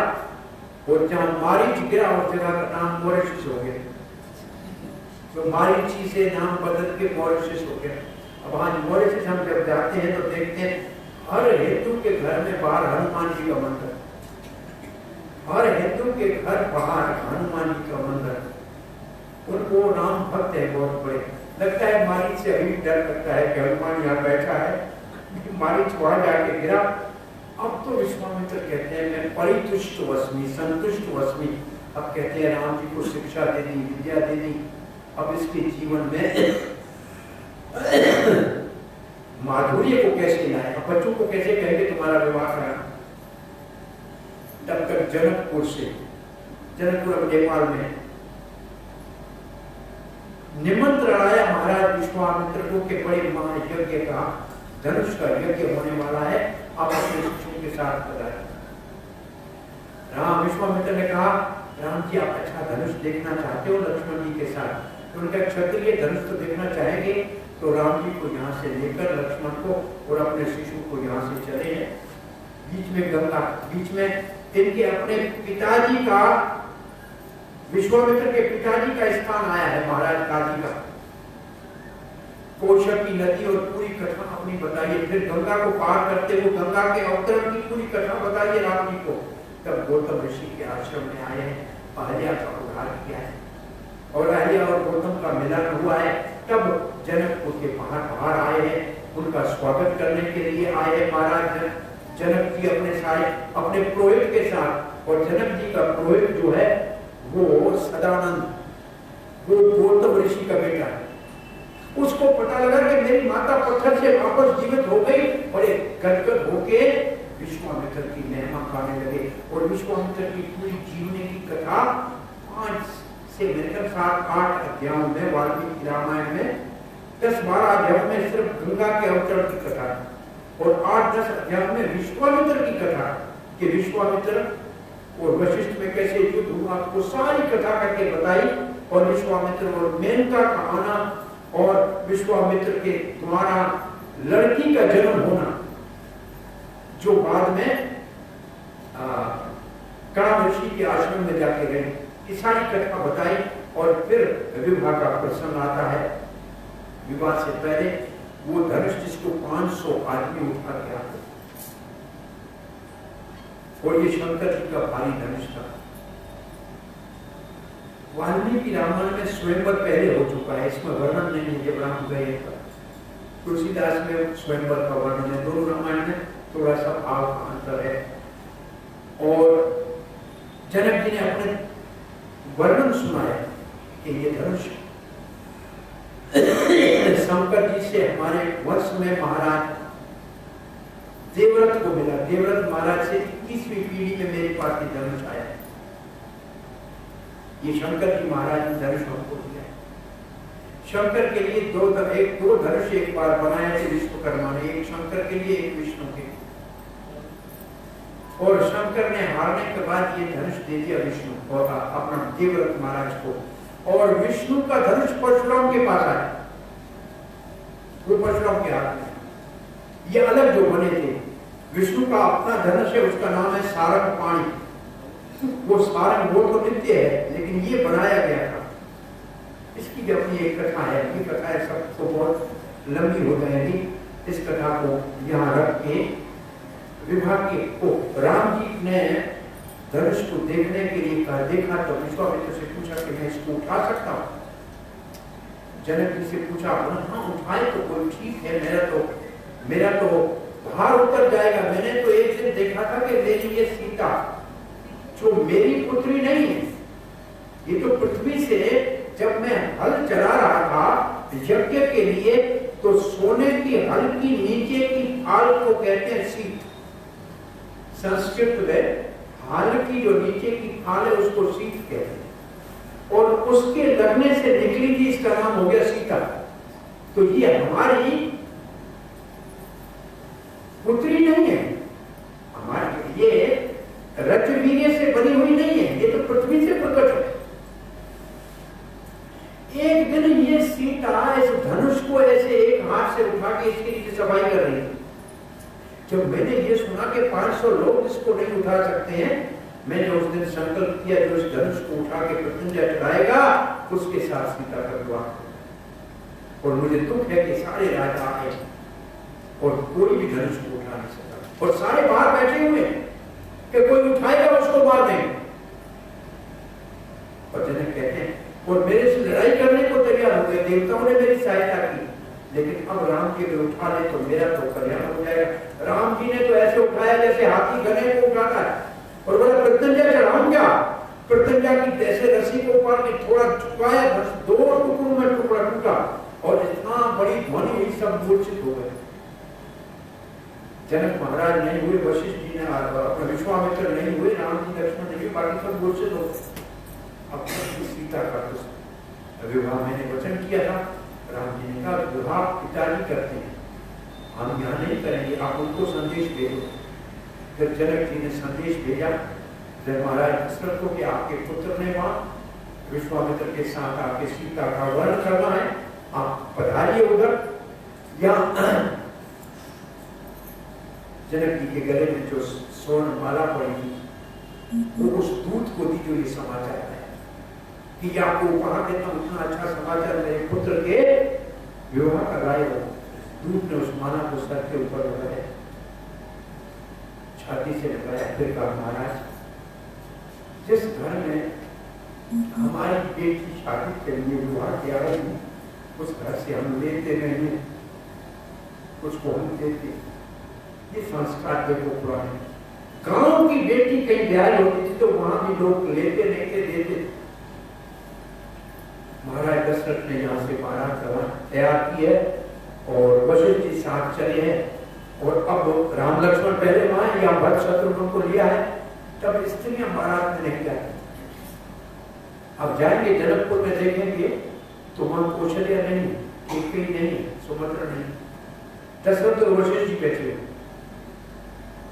महाराज जनक और उसकी पत्नी सुनैना बैठी, वो विवाह मंडप बना हुआ है वहां जनकपुर में, कोई 10 रुपये का टिकट रहता है देखने का, वहां अंदर जाके देखते हैं तो उसको वो जगह आज भी वहां दर्शनीय बना के रखी हुई है। सो अब जब ये बारात जा रही थी तो लोग कह रहे बारात जा रही, दूल्हा कहाँ है? दूल्हा तो पहले ही बहुत बहुत गया था। तो वशिष्ठ जी ने कहा बिना दूल्हे की बारात जा रही, अब क्या करे? वशिष्ठ जी कहा राम जी का देखने में तो भक्त जैसा ही है, बिठाओ भक्त को ऊपर दूल्हा करके। दशरथ कहते और तो सब लोगों को तो हम समझा देंगे कि भरत जा रहा है, लेकिन भरत को जब पता लगेगा कि उधर शादी राम की हुई और ये खाली आया तो इसको तो सारी उम्र गिरानी होगी। वशिष्ठ जी ने कहा अगर हमने कह दिया इसको बिठा दो ऊपर दूल्हा करके तो ये दूल्हा बन ही जाएगा, आप चिंता मत करो। तो ये बारात में दूल्हा जो ऊपर बैठ के जा रहा था भरत जी, और वहां जब पूजा हो गई तो विश्वामित्र ने कहा महाराज जनक आपकी दूसरी बेटी भी पहना और बोला ये लक्ष्मण को दे देना। तो जनक जी का भाई आया हुआ था कुशध्वज, उसकी 2 कन्याएं थी मांडवी और सुरक्षित, बोला ये दोनों आप हर तो शत्रुघ्न को दे देना। ये सामूहिक विवाह पैदा हुआ धरती के ऊपर। 4 कन्याएं महाराज दशरथ की और 4 कन्याएं महाराज जनक की और दशरथ के 4 पुत्रों के साथ बुलाई गई जो चारों विष्णु तत्व थे। ये वासुदेव, श्रीकृष्ण, प्रद्युम्न और अनिरुद्ध, ये चतुर्युग थे, चारों के 4 विष्णु तत्व है, कोई जीव तत्व नहीं है। राम, लक्ष्मण, भरत, शत्रुघ्न सब विष्णु, सब भगवान का अवतार है। जब वापस आई तो रास्ते में परशुराम जी मिले, आंधी तूफान की तरह, किसने मेरे गुरु का धनुष तोड़ा है? दशरथ को कांपने लगे। वशिष्ठ जी अब क्या होगा? बड़ा अपशकुन हो रहे हैं लेकिन फिर भी मंगल होगा। राम जी की ओर देखकर आपने तोड़ा है? राम जी ने कहा भगवान धनुष बहुत पुराना था, हमने तो हाथ में उठाया और टूट गया। बोला ये दूसरा धनुष मेरे पास विष्णु का, इसके ऊपर प्रतिज्ञा चढ़ा के दिखाओ, नहीं तो मुझसे युद्ध करो। राम जी का मैं क्षत्रिय हूं, आप ललकार रहे तो लाई धनुष, और राम जी ने उस धनुष के ऊपर प्रतिज्ञा चढ़ाई और परशुराम की आंखें खुली चढ़ रहेगी कि विष्णु के धनुष के ऊपर विष्णु के अतिरिक्त और कोई प्रतिज्ञा नहीं चढ़ा सकता। और राम जी ने कहा अब एक बार राम जी का धनुष में बाण लग जाए तो वो राम बाण कभी अपना निशाना नहीं छूटता। अब बताइए आपको मारूं? नहीं मार सकता, क्योंकि आप मित्र हैं हमारे गुरु विश्वामित्र के। क्यों विश्वामित्र और अपना परशुराम ये दोनों भाई हैं। इन दोनों का 9वें अध्याय में आगे चंद्रवंश में इनका वर्णन है। ये कथा तो करनी है बहुत, मैं तो राम कथा करने में ज्यादा कथा करता है। अरे कृष्ण कथा के बढ़ाना पड़ेगा। वनवास नहीं भेजना है राम को, वनवास भेजेंगे तो रावण को मार के लाना पड़ेगा। अब इसी कथा को यहाँ संक्षेप में पूरा करेंगे। तो फिर मैं क्या करूं? आपको तो मार नहीं सकता परशुराम, या आपने तपस्या से जो लोग कमाए हैं उनको नाश कर दो, या आपकी गति को रोको कि आप चल नहीं सके। परशुराम के कहा मेरे सारे लोगों को नष्ट कर दो, मुझे कुछ नहीं चाहिए तपस्या का, लेकिन मेरी गति को मत रोको। शाम तक मुझे महेंद्र पर्वत पहुंचना है, क्योंकि मैंने कश्यप को सारी पृथ्वी दान कर दी है। अब मैं धरती के ऊपर नहीं रहता हूँ, मैंने तो केरल वाला टुकड़ा समुद्र से लिया है, महेंद्र पर्वत पे रहता हूँ। यहाँ से परशुराम लौट जाते हैं। महाराज जैसे जन जाती है, अयोध्या में पहुंचती है, रानियां प्रसन्न होती हैं, बड़ा स्वागत होता है। कैकेयी कहती है राम जी सीता के मुख दिखाने के लिए मैंने कनक भवन बनाया। सीता तुम्हारे को मुख दिखाने में मैं ये कनक भवन देती हूँ, इसमें आप राम के साथ सुख से रहो। सुमित्रा कहती है आज तक मैं लक्ष्मण को मेरा बेटा समझती थी, आज सीता तेरे को मुंह दिखाने में मैं लक्ष्मण को तुम्हारा बेटा करके तुम्हें देती हूँ, इसके ऊपर मेरा अधिकार नहीं। कौशल्या ने कहा कि सीता तेरे को मुंह दिखाने के बदले मेरा ये मैंने इस नवयुवक राम को पाला है, ये आज मैं आपको दे दूं। ये तीनों माताओं ने मुंह दिखाई दे दिया है। और फिर इस वक्त भरत का मामा युधाजित जो कैकेयी देश से आया था, उसने कहा मैं भरत को मैं ननियाल ले जाना चाहता। भरत अब यहाँ से शत्रुघ्न के साथ कैकेयी देश जाता है और राम यहाँ कनक भवन में रहते हैं और लक्ष्मण उनकी सेवा में रहता है। लक्ष्मण को सीता कहते ये सेवा मैं करूंगी। लक्ष्मण ने कहा सारी उम्र मैं करता था, अब तुम्हारी सेवा अभी चला गया वशिष्ठ के पास। गुरु जी सारी उम्र 24 घंटे मैं राम जी के साथ, अब ये कल शादी होके आई, आज बोलते तुम बाहर रहो। दशरथ वशिष्ठ जी ने कहा अब एक बात है, महल के अंदर सेवा सीता करेगी, महल से बाहर आप करना लक्ष्मण जी। ऐसे दोनों का काम बांट दिया गया। इसके बाद राम जी के राज तिलक की बात आती है और फिर राज तिलक में केकई वर कैसे तो मांगती है। ये भी केकई को राम जी ने कभी बुरा नहीं कहा है। केकई को वशिष्ठ ने बुरा कहा है, केकई को दशरथ ने बुरा कहा है, भरत ने कहा है, राम ने कहा है जिसने साधु संग नहीं किया है वही मेरी मां को बुरा कहेगा। एक बार केकई बैठी थी, राम जी ने पीछे से आंखें उनकी बंद कर दी। केकई ने हाथ से लगाया कि ये तो मेरा राम है। बोला मैं आंखें तब खोलूंगा जब आप एक वचन दें। बोला वचन क्या? प्राण ले लो बेटा, मुझे तो आप प्राण से ज्यादा प्यारे हो, पहले आप प्रिय हो बाद में भरते। बोला मेरी मां कौशल्या मोह ममता के कारण ये काम नहीं कर सके। बोला बोलो मां क्या करना है? बोला मेरे को 14 वर्ष वनवास देना है, क्योंकि ये मैं देवताओं का काम तभी पूरा कर पाऊंगा, मेरे अवतार का उद्देश्य तब पूरा होता। कहने का मुझे कलंक लगेगा लेकिन मुझे उसकी चिंता नहीं है, मैं राम तेरे लिए ये करने को तैयार। तो राम जी की इच्छा पूरी करने के लिए केकई ने किया था। और एक छोटी कथा केकई की बतानी आ रही है। जब केकई जब अपने पिता के घर में शादी नहीं हुई थी तो एक साधु आया था, कर्मकर उसके साथ था, वो स्वपाकी था, बहुत अच्छा। केकई ने उसको घी दही दूध ला दिया, उसने रोटी की और जो देगड़ा था तो आग में रखा। रात को महाराज सो गया, केकई ने उस देगड़े के ऊपर जो खाना लगा हुआ था वो सारा महाराज के मुंह पे फोड़ दिया। पची थी उसने, तो जैसे जाने अनजाने में ऐसे कर दिया। सुबह महाराज मुंह दे के अपना तो काला पड़ा। बोला जिसने मेरा मुंह काला किया है उसको कलंक लगेगा, शराब दे दी। महाराज जल्दी भागा वहां से, करमंडल पीछे रह गया महाराज का पानी वाला। इसको तो कुछ पता नहीं, इसने करमंडल महाराज का रह गया। वो एक उंगली में करमंडल को टांगा और दौड़ती दौड़ती गई, महाराज महाराज आपका करमंडल रह गया। बोला तेरे को कलंक तो बेटी लगेगा, जिस उंगली में तुम ये उठा के करमंडल लाई ना ये वज्र की हो गई। इसलिए दशरथ के रथ का जब वो एक सर का कील निकल गया था देवासुर संग्राम में, तब केकई ने वो उंगली उस जगह पे डाली थी जो वज्र जैसी, और इसकी वजह से दशरथ ने उसको 2 वर दिए।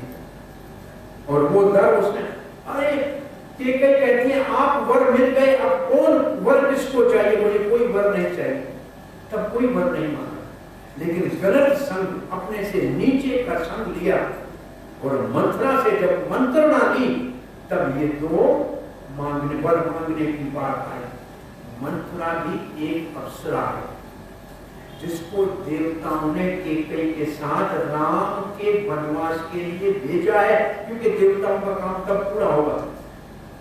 ये भी सब योजना से पद्म पुराण में लिखा हुआ है। सो इसके बाद राम जी बहुत, इसके बाद यहाँ तो सिर्फ बाल कांड पूरा होता है, अयोध्या कांड अब शुरू होगा और वो बहुत ही करुणा का कांड है। इतनी दया और करुणा हृदय में उत्पन्न होती है और इतने सुंदर उद्गार है, लेकिन उसका समय अब नहीं है। और इसके बाद राम जी कैसे रावण के ऊपर विजय प्राप्त करके वापस आके और अयोध्या के राजा बनते हैं। तो राम जी का चरित्र अद्भुत है और रावण को मारने के लिए सिर्फ राम जी नहीं आए थे, लेकिन हम सबको शिक्षा देने के लिए आए थे। ये 5वें स्कंद में कथा है और उसको स्कंद की कथा ये है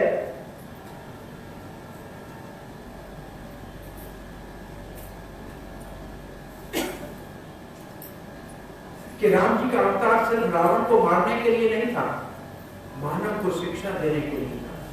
क्या बोला? गृहस्थ में प्रवेश करना है तो पत्नी की रक्षा करने के लिए 7 समुद्र बाहर जाना चाहिए, रावण से लड़ने के पड़ना है तो भी पीछे नहीं हटना चाहिए।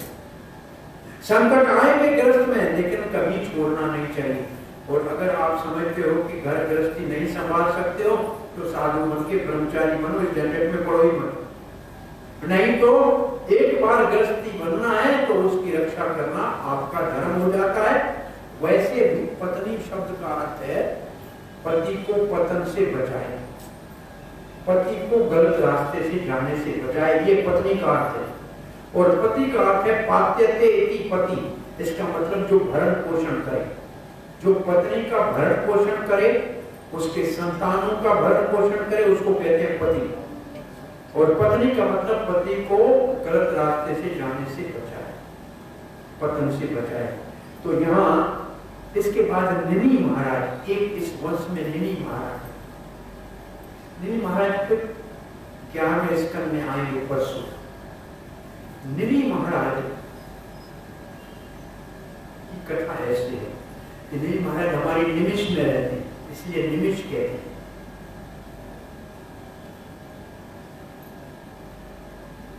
सूर्य वंश का कौन है पुरोहित, कौन है? वशिष्ठ। निमि महाराज ने कहा मुझे यज्ञ करा। उस वक्त इंद्र ने बुलाया वशिष्ठ हमारा यज्ञ करा। वशिष्ठ चला गया इंद्र के यज्ञ करने। निमि महाराज ने कहा जीवन के ऊपर भरोसा नहीं है, अच्छी बात आज मेरे मन में आई है तो अभी कर लेनी चाहिए। देर करूं कल मैं रहूं ना रहूं तो दूसरे ब्राह्मणों को बुला के यज्ञ करा दिया। ये भी बहुत अच्छी बात है, समझना चाहिए। अच्छा विचार मन में आए तो तत्काल करना चाहिए, बुरा विचार जितना टाल सको उतना टालो। ये रावण ने उपदेश दिया है लक्ष्मण को कि मेरे विचार अच्छा आया था, मैं स्वर्ग तक सीढ़ी बनाऊं, लेकिन बना नहीं पाया, उसको टाल दिया। और बुरा विचार आया सीता के हरण का, और उसकी वजह से आज मेरा वंश नाश हो। तो अच्छा मन में खास विशेष रूप से, अब ये मेरे को कहने का इच्छा नहीं है, लेकिन फिर भी मन में जब अच्छे काम करने का संकल्प हो तो उसी वक्त कर देना चाहिए। शाम भी कर देना तो मन कहेगा क्या करके करें। एक बार एक जहाज में आकाश में उड़ रहे थे कुछ लोग, तो एक व्यक्ति ने मछली खाई, कांटा गले में अटक गया। अनाउंसमेंट हुई कोई जहाज में डॉक्टर है क्या? जहाज में एक डॉक्टर था। अब कभी ऐसे होता है, 2 बार मैंने ऐसे देखा है जहाज में अनाउंसमेंट हुई कि कोई डॉक्टर है क्या। और एक बार मैंने देखा कि एक डॉक्टर था, उसने जाके उसको जहाज में एक किट होती है खोल के उसको दवाई दी। और बहुत साल पहले मैं पाकिस्तान जा रहा था, जहाज में अनाउंस हुई कोई डॉक्टर है क्या, तो मेरे को याद आया कि मैं डॉक्टर हूँ। तो मैंने कहा भाई मैं डॉक्टर हूँ। तो फिर मेरे को किट दी, खोली, मैं उसको देखा, उसको तो ब्रेन में हेमरेज हो गई थी। तो उसको उतरने के बाद उसको एम्बुलेंस मंगाई। वो डॉक्टर को कहा कि इसको गले में कांटा फंस गया है। तो डॉक्टर ने कांटा दिखा। तो डॉक्टर साहब आपको क्या फील हो? बोला जब कांटा तुम्हारे गले में लगा था और तुमको पीड़ा हो रही थी, उस वक्त तुमने जो मन में किया ना उसका आधा दे दो। उसने बोला महाराज मैं कंगाल हो जाऊंगा। मैंने कहा जो कुछ मेरा है ले लो, मेरा कांटा निकाल दो। और अब कांटा निकल गया है, महाराज आपका धरती के ऊपर 500 पिए तो 1000 दे लो। इसका मतलब है कि जो मन में संकल्प होता है उसी वक्त अगर नहीं दिया, व्यक्ति दिया तिरुपति में कि भगवान मेरे को जरूरत तो है 1 लाख, लेकिन जितना आया आधा आपको दो। गया 1,50,000 है, अब आधा देना था तो सोचता अरे भगवान कितने होशियार हो, अपना ऐसा पहले काट लिया। देना नहीं है भगवान को, भगवान आपने अपना ऐसा पहले काट लिया क्या? तो देने से संकल्प हो तभी दे देना चाहिए, देर नहीं करना चाहिए। सो निमि महाराज ने कहा कि मैं यज्ञ के लिए इंतजार करूं, और वशिष्ठ जी यज्ञ करा के वापस आए, देखे कि ब्राह्मण नाम लेके जा रहे हैं, किसका यज्ञ करके आए? और महाराज निमि का। वशिष्ठ जी ने कहा तुम हमारे बीच कौन, तुमने दूसरे ब्राह्मणों से यज्ञ कराया, मैं श्राप देता हूं तेरा शरीर छूट जाए। मैंने महाराज ने कहा हमारे क्रोध थे, देवताओं के पास क्या ज्यादा दक्षिणा मिलती है, इसकी यज्ञ कराने गए, मैं भी श्राप देता हूं आपका शरीर छूट जाए। दोनों का शरीर छूट जाए। वशिष्ठ जी फिर उसको मित्र और दूसरे देवता के दोबारा उसका जन्म हुआ। निमि महाराज के शरीर को रखा गया औषधियों में, कहा कि निमि महाराज तुम्हें दोबारा शरीर चाहिए, मुझे शरीर नहीं चाहिए। तो उसका नाम हो गया विदेहराज, देह नहीं चाहिए। फिर उसके शरीर का मंथन किया गया तो उसका नाम हो गया, उसकी राजधानी का नाम हुआ मिथिला। मंथन से राजधानी हुई मिथिला और उसको जीवित किया गया तो उसका नाम हुआ जनक। पहला जनक, पहला विदेहराज, मिथिला नरेश, ये महाराज निमि। इसकी 21वीं पीढ़ी में, प्राय मैं समझता हूं 21वीं 22वीं पीढ़ी में सीता का पिता जनक है, जिसका नाम है कीरध्वज। जनक उस जो राजा मिथिला का बनता है उसको जनक की उपाधि, तो ये महाराज निमि। और ये महाराज निमि अपना वंश आगे बढ़ा, तो ये निमि महाराज के यहाँ सूर्य वंश पूरा होता है, या सूर्य वंश के राजाओं का चरित्र पूरा हुआ। चंद्र वंश कहां से शुरू होता है? चंद्र किसका पुत्र है? आपको कल बताया, परसों ही बताया। चंद्रमा किसका पुत्र है? अत्रि का, अत्रि और अनुसूया का। चंद्रमा अत्रि और अनुसूया का पुत्र है। चंद्र का पुत्र है एक, अभी बताया है थोड़ी देर पहले, बुध। और बुध का पुत्र है पुरुरवा। ये है चंद्रवंश की शुरुआत। अत्रि, वैसे कहो कि ब्रह्मा, ब्रह्मा का पुत्र अत्रि, अत्रि का पुत्र चंद्र और चंद्रमा का पुत्र बुध और बुध का पुत्र पुरुरवा। पुरुरवा एक बार स्वर्ग में गया था, सब देवताओं को प्रणाम किया, कामदेव को प्रणाम नहीं किया। कामदेव ने कहा ठीक है, हम ही तुम्हारे को प्राप्त करेंगे। और ये बहुत सुंदर था पुरुरवा, पुरुरवा बहुत सुंदर था। हरे कृष्णा कृष्णा कृष्णा हरे हरे, हरे राम राम राम हरे हरे। एक अप्सरा उर्वशी, अच्छा ये आज आपको बता दूं, उर्वशी स्वर्ग की अप्सरा नहीं है। उर्वशी कहां से आई? भगवान नर नारायण जो बद्रिक आश्रम में है ना, उसकी तपस्या को भंग करने के लिए इंद्र ने कामदेव को भेजा। कामदेव परास्त हो गया, नर नारायण का कुछ नहीं बिगाड़ सका। नर नारायण ने अपनी जान से एक सुंदर अप्सरा, जिसका नाम हुआ, कौन सा बताया था नाम? उर्वशी। कहा कि ये जाके इंद्र को उपहार देना मेरी तरफ से। इसके पीछे रहस्य ही है कि जिस चंद्रवंश में कृष्ण का अवतार होना है, वो उर्वशी कोई स्वर्ग की अप्सरा नहीं है, वो भगवान नारायण के विग्रह से प्रकट अप्सरा है। उर्वशी को साप था कि एक बार तुम्हें धरती पे जाके किसी मानव से शादी करनी पड़े। नारद से पूछा किससे करो? बोला पुरुरवा सबसे महान चंद्रवंश का राजा है, उर्वशी में और पुरुरवा का विवाह हो गया। उर्वशी ने शादी में 3 शर्त रखी। उर्वशी की पहली शर्त यह कि मैं सिर्फ शुद्ध घी खाऊंगी। इसका मतलब देवता लोग घी खाते हैं और हमारे भी बड़े बुजुर्ग पहले घी खाते थे। अब हमने डालडा खाना शुरू किया, तेल खाना शुरू किया, लेकिन पहले घी ही खाते थे। तो घी खाने वाले देवता होते हैं, देवता जो होते हैं वो घी खाते हैं। इससे ये सूचित होता है कि स्वर्ग में सिर्फ घी खाता है। बोला दूसरा शर्त क्या है? बोले ये 2 भेड़ के बच्चे लाई हूं, इसको आपको रक्षा करनी है। बोला तीसरा, बोला आपको नग्न अवस्था में मैं कभी नहीं देखूं, रोशनी। उर्वशी रह रही थी। इंद्र ने कहा उर्वशी कहां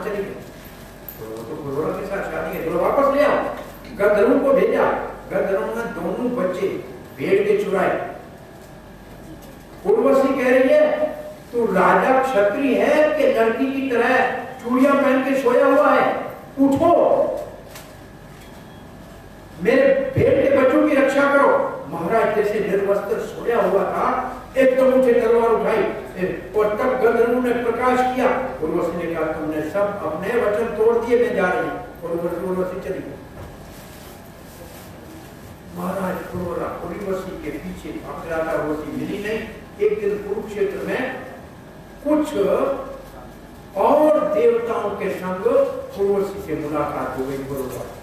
पुरोरा ने कहा कहां मुझे छोड़ के चलिए, गंधर्वों के साथ मिली, तो तुम्हारे बगैर मेरा जीवन व्यर्थ है, और एक साल में एक बार अपन मिले। उर्वशी ने ये वचन दिया और उर्वशी और पुरुरवा से ययाति और मुख्य रूप से ययाति पुत्र हुए, और भी पुत्र हुए, संतान हुआ इस वंश का। और फिर उर्वशी गंधर्वों को बोला उर्वशी की जगह पे कोई अग्नि स्त्री और लड़की दे दी, और पुरुरवा उसी को याद करके चला गया स्वर्ग में। आगे चलते इस वंश में महाराज हुआ ययाति, पुरुरवा का संतान। महाराज ययाति शुक्र आचार्य की बेटी का नाम है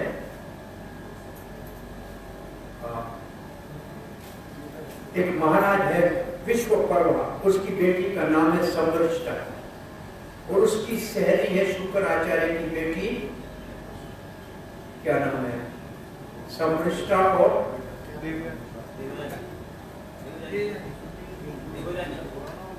क्या बोलना पड़ेगा, देवयानी। देवयानी शुक्राचार्य की पुत्री देवयानी और समृष्टा बहुत सहेलियां थी। एक दिन स्नान कर रही थी किसी सरोवर में, अचानक वहां से गुजर हुआ नारद जी आदि का, तो सबने कपड़े जल्दी जल्दी में जो पहने, समृष्टा के कपड़े देवयानी ने पहन लिए। समृष्टा को क्रोध आया, तुम ब्राह्मण हमारे दान पे पलते हो और राजकुमारी का कपड़ा पहनने का तुम्हारे में साहस कहां से आ गया? उसका बहुत हर्षण किया समृष्टा। और देवयानी ने कहा तुम राजाओं को, जब हम राज तिलक करते हैं तब राजा बनते हैं, और ऐसे आपस में वचन। और राजकुमारी को क्रोध आया, सारे कपड़े उतार के निर्वस्त्र करके देवयानी को अंधे कुएं में फेंक दिया और ये चले गए घर। महाराज ययाति आते हुए प्यास के कारण कुएं में देखें, पानी की जगह पे नगर लड़की अपना पोतरी का कपड़ा जो पड़ा था महाराज ने डाला, उसने वस्त्र पहना और उसको हाथ देके निकाला, हाथ से ऐसे हाथ का। और देविया ने हाथ को पकड़े हुए कहती है महाराज मेरे को बृहस्पति के पुत्र कच्छ ने श्राप दिया है कि ब्राह्मण मेरे को पति नहीं मिलेगा। आपने मेरे हाथ को पकड़ लिया है, अब आप मुझे पत्नी के रूप में स्वीकार करो। ययाति कहता है मैं क्षत्रिय हूं, आप ब्राह्मण और शुक्र आचार्य जैसे महान ऋषि की पुत्री हो। बोला मेरा पिता अनुमति देगा तब शादी कर। शुक्र आचार्य के पास जाके देविया ने सारी कथा बताई। बोला मेरे को ऐसे आपके राजा की बेटी ने कुएं में डाल दिया। शुक्र आचार्य क्रोध से चला गया। विश्वपर्वा महाराज ने कहा हमारा दोष नहीं है, ये बेटियां दोनों आपस में आपकी और मेरी सहेलियां थी। अब आपकी बेटी जो कहे मेरी बेटी वो मानेगी, ये मेरा न्याय है। तो देवयानी ने कहा मैं ययाति की पत्नी बन के जा रही हूं, समृष्टा मेरी दासी बन के साथ चले। अब समृष्टा दासी बन गई और ययाति ने वो शुक्र आचार्य ने कहा देवयानी तुम्हारी पत्नी है, समृष्टा से संतान उत्पन्न नहीं कर। समय आने के ऊपर देवयानी को भी संतान हुआ। समृष्टा ने कहा महाराज मैं भी आपके शरण में हूं, मुझे भी संतान दो। 3 पुत्र देवयानी से हुए और 3 हुए समृष्टा से, जिसमें मुख्य यदु नाम है और पुरु, ये 2 मुख्य है, यदु और पुरु। लेकिन जब समृष्टा का संतान हुआ तो देवयानी ने जाके अपने पिता को कहा कि ये महाराज जिसको आपने मना की थी, इसने समृष्टा से संतान उत्पन्न किया है। शुक्राचार्य ने कहा, तू बूढ़ा हो जा। ययाति हो गया बूढ़ा। ययाति जब बूढ़ा हो गया तो कहता है, महाराज मैं आपकी पुत्री के साथ अब और जीवन ग्रस्त में रहना चाहता था। बोला, अगर आपको रहना है तो कोई पुत्र अपना जवानी देगा तो तुम जवान हो जाओ। महाराज ययाति ने अपने सब पुत्रों को कहा, किसी ने नहीं दी। पुरु ने कहा, मैं अपनी जवानी देता। और पुरु की जवानी लेकर ययाति ने राज किया। लेकिन बाद में एक दिन अपनी देवयानी को बता रहा है कि बकरा और बकरी, एक बकरी कुएं में गिरी थी, बकरे ने निकाली और अपनी कहानी सारी बताई। वैराग हुआ, राज छोड़ के पुरु को राजा बनाया। यदुओं को राजा बनने का अधिकार नहीं है यदुवंशियों को, क्योंकि वो उसने कहा, पुरु ने मेरे को जवानी दी थी, पुरु की जवानी वापस लौटा दी और पुरु को राज देके महाराज ययाति चला गया। अब यहां से आगे यदुवंश चला और पुरु वंश चला।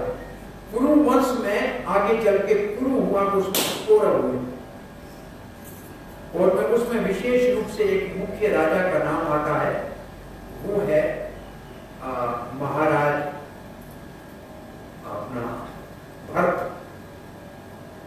महाराज भरत, आपको 3 भरत कर बताए थे। रामचंद्र का भाई भरत, जड़ भरत, महाराज भरत किसका पुत्र कर बताया था, ऋषभ देव का पुत्र भरत 2, और तीसरा भरत शकुंतला और महाराज दुष्यंत का पुत्र भरत। ये भरत, इस भरत की कथा आती है। महाराज दुष्यंत कणव ऋषि के आश्रम में उस सुंदर शकुंतला को देखा, जो किसकी पुत्री है, विश्वामित्र की। विश्वामित्र की मेनिका से जो बच्ची हुई वो कणव ने पाला और उस बच्ची के साथ दुष्यंत का विवाह हुआ और ये विवाह हुआ गंधर्व और उससे पुत्र हुआ भरत। और ये पुत्र को लेके फिर राज में आई और गुरुजी ने कहा तो स्वीकार किया। फिर महाराज भरत राजा हुए। इस महाराज भरत के वंश में आगे महाराज शांतनु हुए और शांतनु के लिए भीष्म हुए और फिर दूसरे धृतराष्ट्र, पांडु और यदु हुए। फिर धृतराष्ट्र के दुर्योधन हुए और पांडु के 5 पांडव हुए। ये पूरी कथा ऐसे कुरुवंश की हुई और दूसरे तरफ यदुवंश चला। अब इस वंश में एक जगह परशुराम का अवतार आता है और उसके बाद यदुवंश में आगे चल के एक देवपीढ़ राजा हुआ। इसमें मधुवंश है, वृष्णि वंश है, अंधक वंश है, भोज वंश है, ये सब यदुवंश में आते हैं। उनमें एक राजा हुआ देवपीढ़, उसकी 2 पत्नियां थी। एक पत्नी क्षत्रिय थी जिससे महाराज हुए, क्षत्रिय महाराज हुए सूरसेन। एक पत्नी वैश्य थी जिससे महाराज हुए पर्जन्य। सूरसेन के घर में पुत्र हुआ वसुदेव और पर्जन्य के घर में पुत्र हुआ नंद, उपनंद, सुनंद आदि 5 भाई। ये वंश हुआ यदुवंश। ऐसे आके कहां खड़ा हुआ, एक तरफ वसुदेव और एक तरफ नंद। इसके बाद शाम को हम देखेंगे इनके पास कैसे भगवान श्री कृष्ण भगवान का प्रवचन होता है।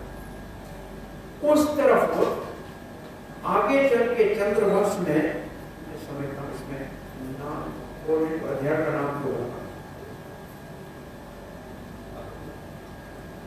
ययाति हो गया, पुरु का वंश हो गया,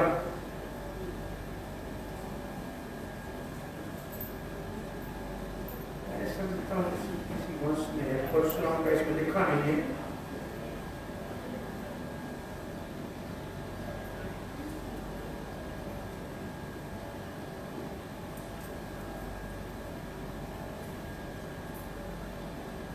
हरे कृष्णा कृष्णा कृष्णा हरे हरे, हरे राम राम राम हरे हरे। सायंकाल को इन दोनों कथाओं को करेंगे। 1 बज गया, हमको 3:30 अब इस कथा को यहाँ विराम देते हैं। आज शाम को शुभारंभ करेंगे परशुराम जी के प्रकटे के विषय में और फिर कृष्ण जन्म की लीला को शुरू करेंगे और समय होगा तो कुछ भगवान की बात में श्रवण